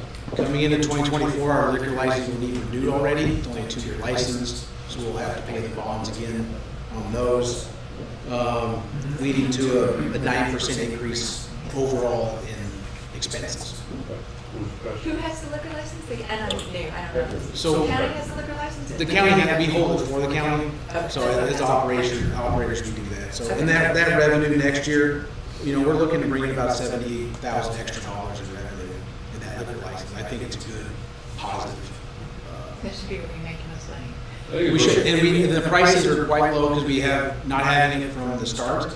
We've had to build people into that. There has been pushback and kickback, and so as these years go on, it will continue to increase. Yeah, you need to raise those. I want to go back in on the 60% is used by the county essentially, or totally you get no funds for. I think it's really important for the public to understand. I'm bringing this up again because I hear people that don't really understand the whole operations out there saying, well, why are you paying Spectrum $395,000? Well, because the county says you're going to do it that way because we want to use it free. And we want all the nonprofits in the community to use it at a reduced rate. So, it's, you really got to look at what we're doing out there, what the agreement is, and then it makes total sense, and it's still a very, very good deal out there. Without a doubt, I think Mr. Paces will, you come in, you don't know until you see, and you two guys, and y'all get out there. I mean, I was a little critical initially when I didn't know and understand how. There were voodoo dolls in you. I'm happy with this arrangement. Sure. I think it's a wonderful asset, and we need to actually spend a little Sure. more money on it, in particular on that egg barn, which we've already had some discussion about, and things like Riverstar Park. When you look behind the curtains, Yeah, absolutely. it's worthwhile. And also to clarify, The residents of this county get tremendous benefit from that facility. and to also clarify, on our line item, that does include maintenance of the inside of the expo hall, the show barn, and the indoor arena. That's part of our contract. So those maintenance numbers are in our budget, but so that everybody knows, Shane has a large portion outside that also needs to be considered and looked at. We work with Shane annually to come up with projects, things we'd like to see done. And also equipment isn't attached to us out there. it's attached on his side, so the tractor, the skidster, the gators all fall under him for maintenance. He takes them and gets their tags for the fuel truck, all those things. And as we talk, all those things are lifespan as well. So I'm sure Shane will talk about those. And then capital outlay, we leave out of this as well. So the highway marquee signing project is not included in this, all things like that. So I just want to make sure that you guys see it's the bare bones, paying for the staff, the maintenance, the $15,000 worth of toilet paper we go through a year, things of that nature. Okay, so now I'm gonna go back to my question about River Star Park. Where are the funds required to, for example, paint buildings and regrout the tile floor in the restrooms? What are those in this budget? Good question. Rerouting the restroom is in this, our budget. It's inside, therefore it falls under us, so we are taking care of that. Okay. And painting the exterior of some of those buildings over there? That's in your budget. It'd be outside. Strange. Did y'all have a bump from the eclipse? We did not. The weather, we charged the park, we parked 57 cars, 91 cars are prepaid. So after expenses, the county made $1,500. Okay. Just curious. So we didn't lose any money, but man, we were really hopeful filling up those parks, and it just didn't happen.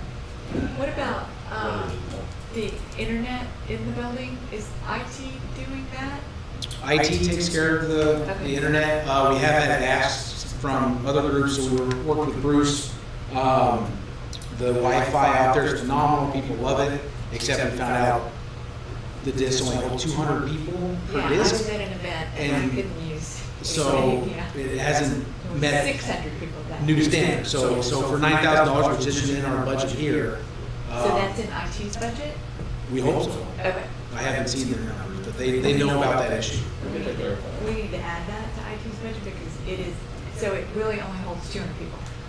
Each disc. So if you're on a different side of the, correct me if I'm wrong, Of the room? of the room, so there's multiple Wi-Fi discs everywhere.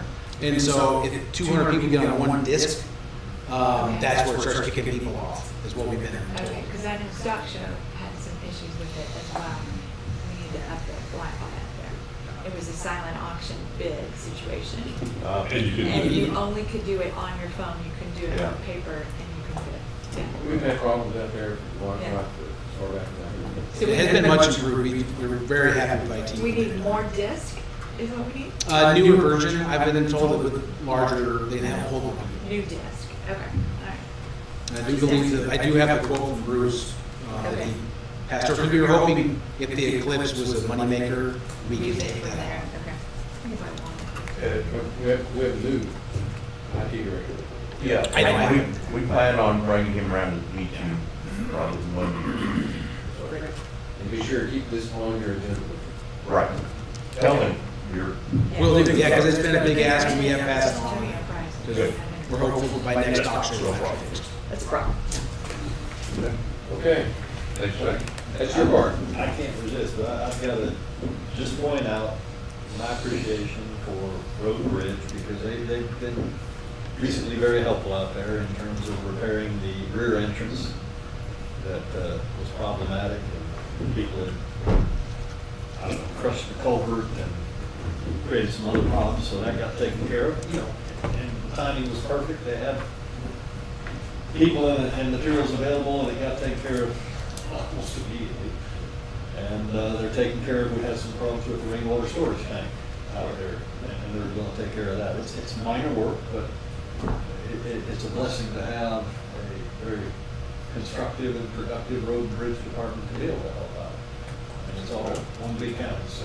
I think it is, I mean, maintenance, road and bridge, and Jake's staff all work very, very well. Exactly. As they should. Yeah. I want to give them credit. Yeah. Thanks, Jake. Shane, you can finish up? Yes, sir. Very small change. I'd like to add another 5% to the I'm sorry, 666,450. That's bringing it up to 18,500. I don't have any big projects out there right now, other than that there's some painting that needs to be done, but that's going to happen on this budget. A new gate entrance is going to be put in, and that will happen on this budget. So I don't know that I need to add a lot of money for the next year's budget. I also have a major repairs budget that for any thing that, major problem that goes along. But with the building, maybe I can help clarify some of that. On the event center aspect of it and the indoor arena, I mean, yes, they take care of all of that. Everything outside of that, even River Star, that falls under interior building problems. The River Star, that falls on me. But anything on the inside of the event center and the outdoor arenas, The outdoor arena? The indoor arena. The indoor arena. Outdoor arena, I'm sorry, my mistake. The indoor arena, they do the repairs on like electrical, lighting, they take care of that. Anything outside of that, outdoor arena, that falls under me to get that repaired. And in the outbuildings, that falls under me as well. Same thing with the ag extension building out there, I take care of that. And the River Star buildings. Okay, any other questions for Shane? Very good. Thank you. Moving on, the next is non-departmental, on 409.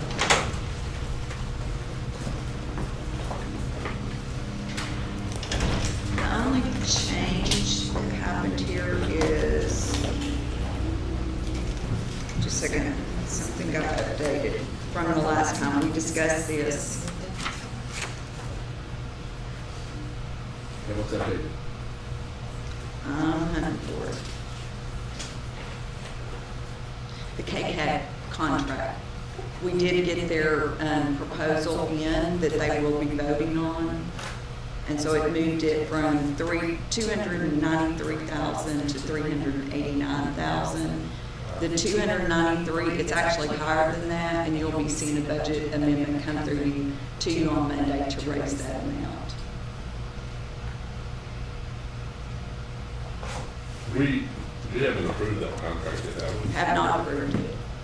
It has to go before their board, but again, they're the ones who do it's the appraisal district, so generally they submit their budget to their board that votes on it, and then we all pay a percentage of the tax. We get to vote on whether we're gonna pay it, and if enough of us say no, they have to cut. Okay. There you go. And what was the number? If it's not 293,090? It's 389,721. Thank you. And a number of years, we voted against the project, though the rest of you vote for it, so no change. Okay. There is a process.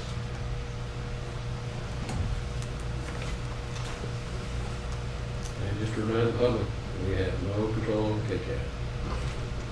Yeah, even though it says Kirk County, we don't. Okay, so that's updated.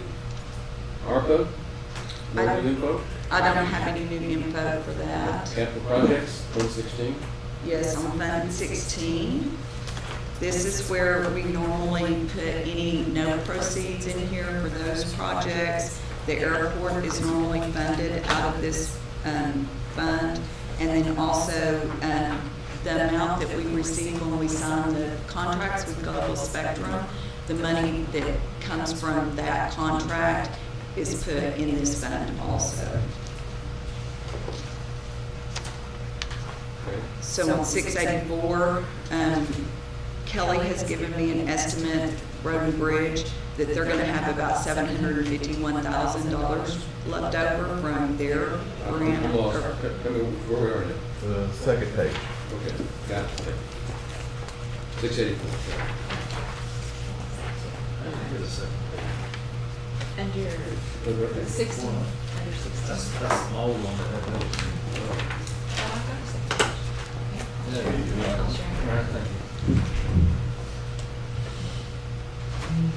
So Road and Bridge has told us that they expect 751,000 left, that'll be a holdover from the current year that will need to be spent next year. I believe from listening to IT's presentation, there will be money left there because of some of the projects that were stated, I don't believe have been finished, and they were funded with this note also. So we'll be needing an update from them, or we'll be truing it up at the end of the year. Was that regarding the server? I'm sorry? What was the project? Do you know what particular I project? don't recall. The Active Directory is one of them. He mentioned 3 of them the other day, and I do not recall all of them off the top of my head. Okay. 688, I believe, is your next page. Or 16-688, sorry. It's still the same fund. It's Department 688 within there. This airport. Is the 370,000, is that the property acquisition? No. Or yes, it is, because we put it in there for the current year's budget. And so if it doesn't happen, it will be going in here.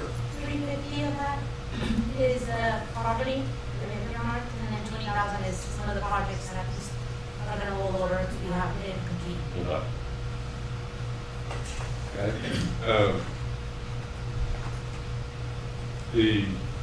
Where they are on that, we're waiting for another appraisal.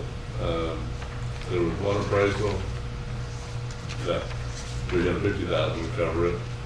The developer who we're buying the property from had another appraisal which was more than double our appraisal. And now it's, as I understand it, it's TxDOT Aviation doing another appraisal which will be the amount that TxDOT will pay. So that number may be going up. I don't think it will go up substantially, but it may go up some. And this is the property, it is buying this property on the east side of the primary runway. So also, kind of as a follow-up to that, we have been funding projects for them for the last several years. Last year they got caught up on them, and we had actually moved more money into Fund 16 for them. There is about, not including this year, going into the current year, we had set aside about $600,000 more than what they're needing. And so if they need any additional funds, it is sitting in fund balance. And so we will not need additional transfers. It does not look like. That's good news. Yeah. But it also funds their projects into the future. That gets back into our whole budget assembly. Since it's also, y'all are the ones, Commissioners Court is the ones who determined that money was going for the airport. If for some reason y'all decide that money can go for somewhere else, that would be an agenda item for y'all to decide. And historically, what we, this done a while, I don't remember years ago, the budget money put it there because expenses at the airport, when we have them, are paid, generally. And rather than trying to scramble each year up and down, we tried to keep a balance over there. That would, we still may have to add additional funds in a given year, but just some cushion. They're getting a lot better though with their planning, and to where we don't get too many surprises anymore. Right. TxDOT is funding a whole lot lately, it seems like. The next page should be 16,686. And so this is where the Hill Country Youth Event Center is where this money is dedicated. Oh, it's on the page before. Yeah. Oh. Here it is. And so that will be moving to 125,000. The 75,000 is from the prior contribution that they made, and they are in the process of sending us 50,000 for the contract y'all just renewed. I believe it was somewhere February maybe, sometime this year. And that will, the idea is that you have to produce sign. Right, that's right. Marketing is one of the areas that it can be used for. Right. Okay. Moving on to Fund 17, Animal Control Shelter. Yes, this is another that will be trued up by the end of the year if we actually start construction. If you're looking at it right now, we have pulled 5,000 or 5,600,000 to be spent next year. Based on conversation the last time, at our last budget meeting also, the 173 that's in project contingencies, that's the amount of interest that we've made so far this year, just to kind of keep up with it. But it would be available, but it's, it would be used for the same reason. To be used for the building. Yes. And/or Other stuff we need out there. And Reagan, I know, has some updated, some rough numbers. Reagan, wanna go ahead and give us kind of, and we don't need to go into the line item like desk, refrigerator, and safe and all that, but just the totals that you have there, and then the cameras, security, all that stuff. Sure. So, obviously, there's going to be things when we get in the building that we didn't think of, things that it's kind of hard to visualize exactly sizes and all that type of stuff with where to put chairs and all that stuff. We know we need some new furniture. Getting into refrigerators, possible safes, just your basics to outfit a new facility. Roughly $35,000 for that. And I had my administrative assistant really go through here and break a lot of this stuff down. I've been working with Nicole Landron over with Peter's office on some of this stuff. But so obviously there's some things in there that we're not thinking of, I'm sure, once we get in, but roughly about $35,000 worth of furniture, various things that we need to outfit. And then we did meet in several, probably a month. Well, it's been a little while since we met with Guardian, who does the security system for the sheriff's office, and I think for the courthouse now as well. So we were looking at getting some pricing on camera system for the facility, an actual good camera system. So with what we were quoted at that time for the surveillance, and this is with quite a few cameras too. So we were quoted $37,594, and then we also looked at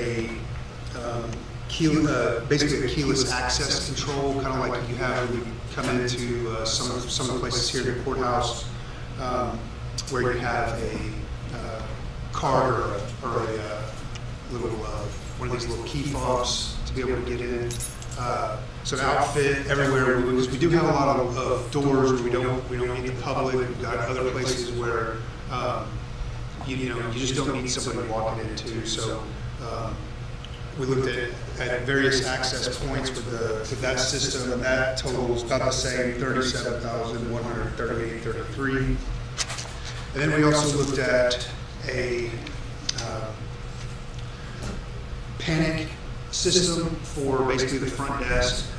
We get a lot of people come in angry, threatening, you name it, and we're usually there, but if we're not, by we I mean the law enforcement, but if we don't happen to be there at the time, something quick for them to be able to do is hit a button and notify the sheriff's office that there is a issue right then and there over there to get somebody headed that way. As you know, a lot of times have the ability to use a phone or something when somebody's getting like that. That'd be a rare occurrence, but you never know when you're going to need something like that. Price on that was $6,536. So, you're looking at, Commissioner Woods, do you have that total there? That Yeah, yellow? 81,268.33 for the door access cameras, the panic alarm, and, And that was a 30-day, that was a guaranteed 30-day quote too, but so I don't know what it. yeah, maybe a little different, but you know, you figure the some 80,000, 80 to 90,000. So that's all in addition to what's being shown here. Plus, is that part of it, and the 35,000 for the furnishings, which I think is a little bit conservative. I think it's probably more, but I probably put 50,000 on furnishings, and then another, the 90,000 for the camera equipment. So that's it. 140,000, and then there's one other big item that's definitely not in the bond is the cattle pens and stuff. Why wasn't that in the bond? Because it's not a building, it's not part of that facility, it's technically. But we talked about a bridge about some. We're not going to be able to do part of it, and we may be able to, you know, anyway. My recommendation on that, just as far as like the build goes, I mean, obviously we need like a little attack area which could be accomplished by some sort of a small, Outbuilding. yeah. And then some covered area for these animals to get out of the you know, get some shade. But my suggestion is that we don't do what we have now, which is basically cattle kennel that is really difficult to move around and stay stationary. I can't tell you the last time we actually rearranged anything. So it's basically, it's very hard if you just to open the gates, things like that. It would be really nice to have something that's more permanently done and just built better than what we have right now. So that would be my request. I don't have any numbers on that. I actually didn't think of that until a few days ago, and I'm not sure. I think I have to look at the design for it too. This is not a big item, and another reason not to include it in the bond, we don't need an architect and an engineer and to do this. We need a pencil. And that goes to my next question, is then how much have we already spent on architects and engineering? Is that what the actual 22, 23 number is here, the 348,000? Yes. Bond insurance issuance is 149, but we're got close to 200,000 in admin fees. What's admin fees? That is your architect. Bills that we pay. Yes. And so you would add the 22, 23 actual, and then the 23, 24. Well, maybe not the bond issuance cost, but that 200K. The 150 at the bottom there is what it costs to issue. 5.6. You're at 5.8 before all the other stuff we just talked about. Well, past the bond issuance. Well, but Commissioner, there's never a bond issue to put in furnishings are not included. The animal, I mean, there's never anything about the cattle, the road to get up to it. Well, I guess forget about all that stuff. You're right. The 5.6 plus 200 is 5.8.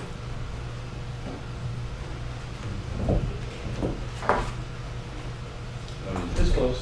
When you, I mean, our architects and engineers, it is. It's a fact of government that when we build things that cost a whole lot more than you and I can build it ourselves. So just when we pass a bond, we should live within the bond. That's what taxpayers expect. And there was, I don't disagree. Hopefully you will, we'll see. It's, 2 years ago, our cost, the inflation in the last 2 years is pretty substantial. So, sometimes it means you gotta design it down a little bit. I don't know how you design it down. It's pretty bare bones. You know, there's things that can be cut out. Security system. I won't vote to put the security system out because I think that's critical. But it's not required. Yeah, well, that's not even in the numbers I'm talking about, so. Right, so, I'm just saying that there's things that, you know, are not required that I think we should do. But we, and just, I know this is a minor number, but we're gonna use what we can out of our offices now. We can't really use any of our cat cages, those things are just old and deteriorated. Everything else is built in, but I mean, there's some stuff we'll be able to obviously move and use. But with a little bit larger facility and things like that, we're gonna have to get some, we are gonna have to get some stuff. But like just for instance, some of our office desks and things we'll be able to move. One pretty good expense in there was gonna be the animal control officer area, like with the desk stuff in there, kind of like a cubicle type deal. But we're gonna use as much as we can. But there's some things that we just can't, we don't have because we don't have of the room and some of this furniture. Just for instance, table stuff for the break room, things like that. But like I said, we're going to utilize whatever we can from the current facility. And I also think Trevor Pessalai has told us that when we get to some of these things that are not part of the actual building, that they would be certainly try to be helpful.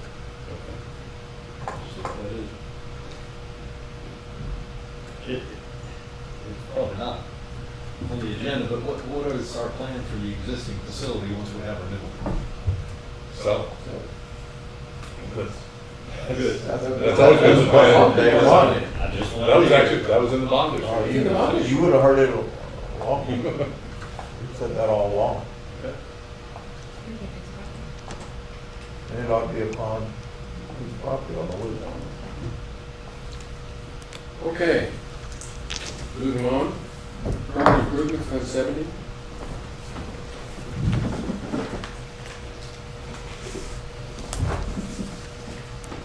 This is money that has been set aside for permanent improvements. The budget is $30,000. There's about $39,500 in there currently. But we've got $9,500 that can be spent this year. That's just more for information, right? What are we going to use that for? I don't know what to do. Permanent improvements. Sorry? Permanent improvements is what it can be used for. So it can be used for, it can be used for Earl Garrett. That's what I'm asking, yeah. It can be used for, correct, it could be used for Earl Garrett changes or something. Yeah, as long as they qualify as permanent improvement and nothing to look at. Okay. We move on to Center Point wastewater, loading information, is that right? No new information. Okay. And then updates, we've got Fund 15 Yes. for EMS. Yes. The tax revenues needed for this fund have gone up a little bit since we last spoke. 14, fire protection. Fire protection, this was the EMS contract. The update was not in there for the amount with the city. And so that amount is going up to $1,535,667. So that was just an update. It's on the second page, first line. Oh, okay. 1,535,000. Okay, got it, I see it, okay. Yeah, the last time we looked at it, It it was was a the old different number. old new contract. Question. Okay. And then Fund 15, KCAD. Yes, and this is the same reason that we went up in the county's non-departmental, so this is the amount that the contract that has not been voted upon yet, that would go up for the lateral road, the collection of those taxes. 15612.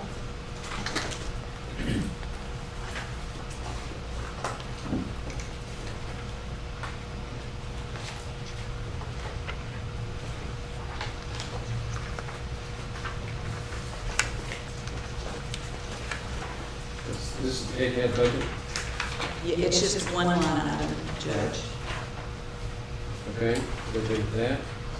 Then Fund 10, Yeah, I don't know if y'all want to turn to these. This was the extra money that was asked for from JP4. He went up, what, $126, I think, for postage. And then environmental health went up a little bit for one of her projects also. this is just supplemental information to go ahead and true up for them to get ready for the proposed budget. These are their asks, so I'm trying to true up what the true departmental asks were. What about environmental health? Same difference. It's just she had asked for a little bit more money. Well, all these things the judge will work out.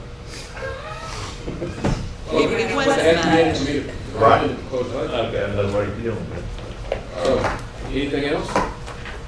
No, we did update your summary sheets in the front. We did not take that old summary sheet so you could see what the changes were. In putting in the changes that we just went over, it brings our percent of expenditures and fund balance down to 23.81%. The prior one had it at 24.04%. And that number will change again based on today's information. Okay, well, we have the sheet that has, maybe HR's now, I'm not sure.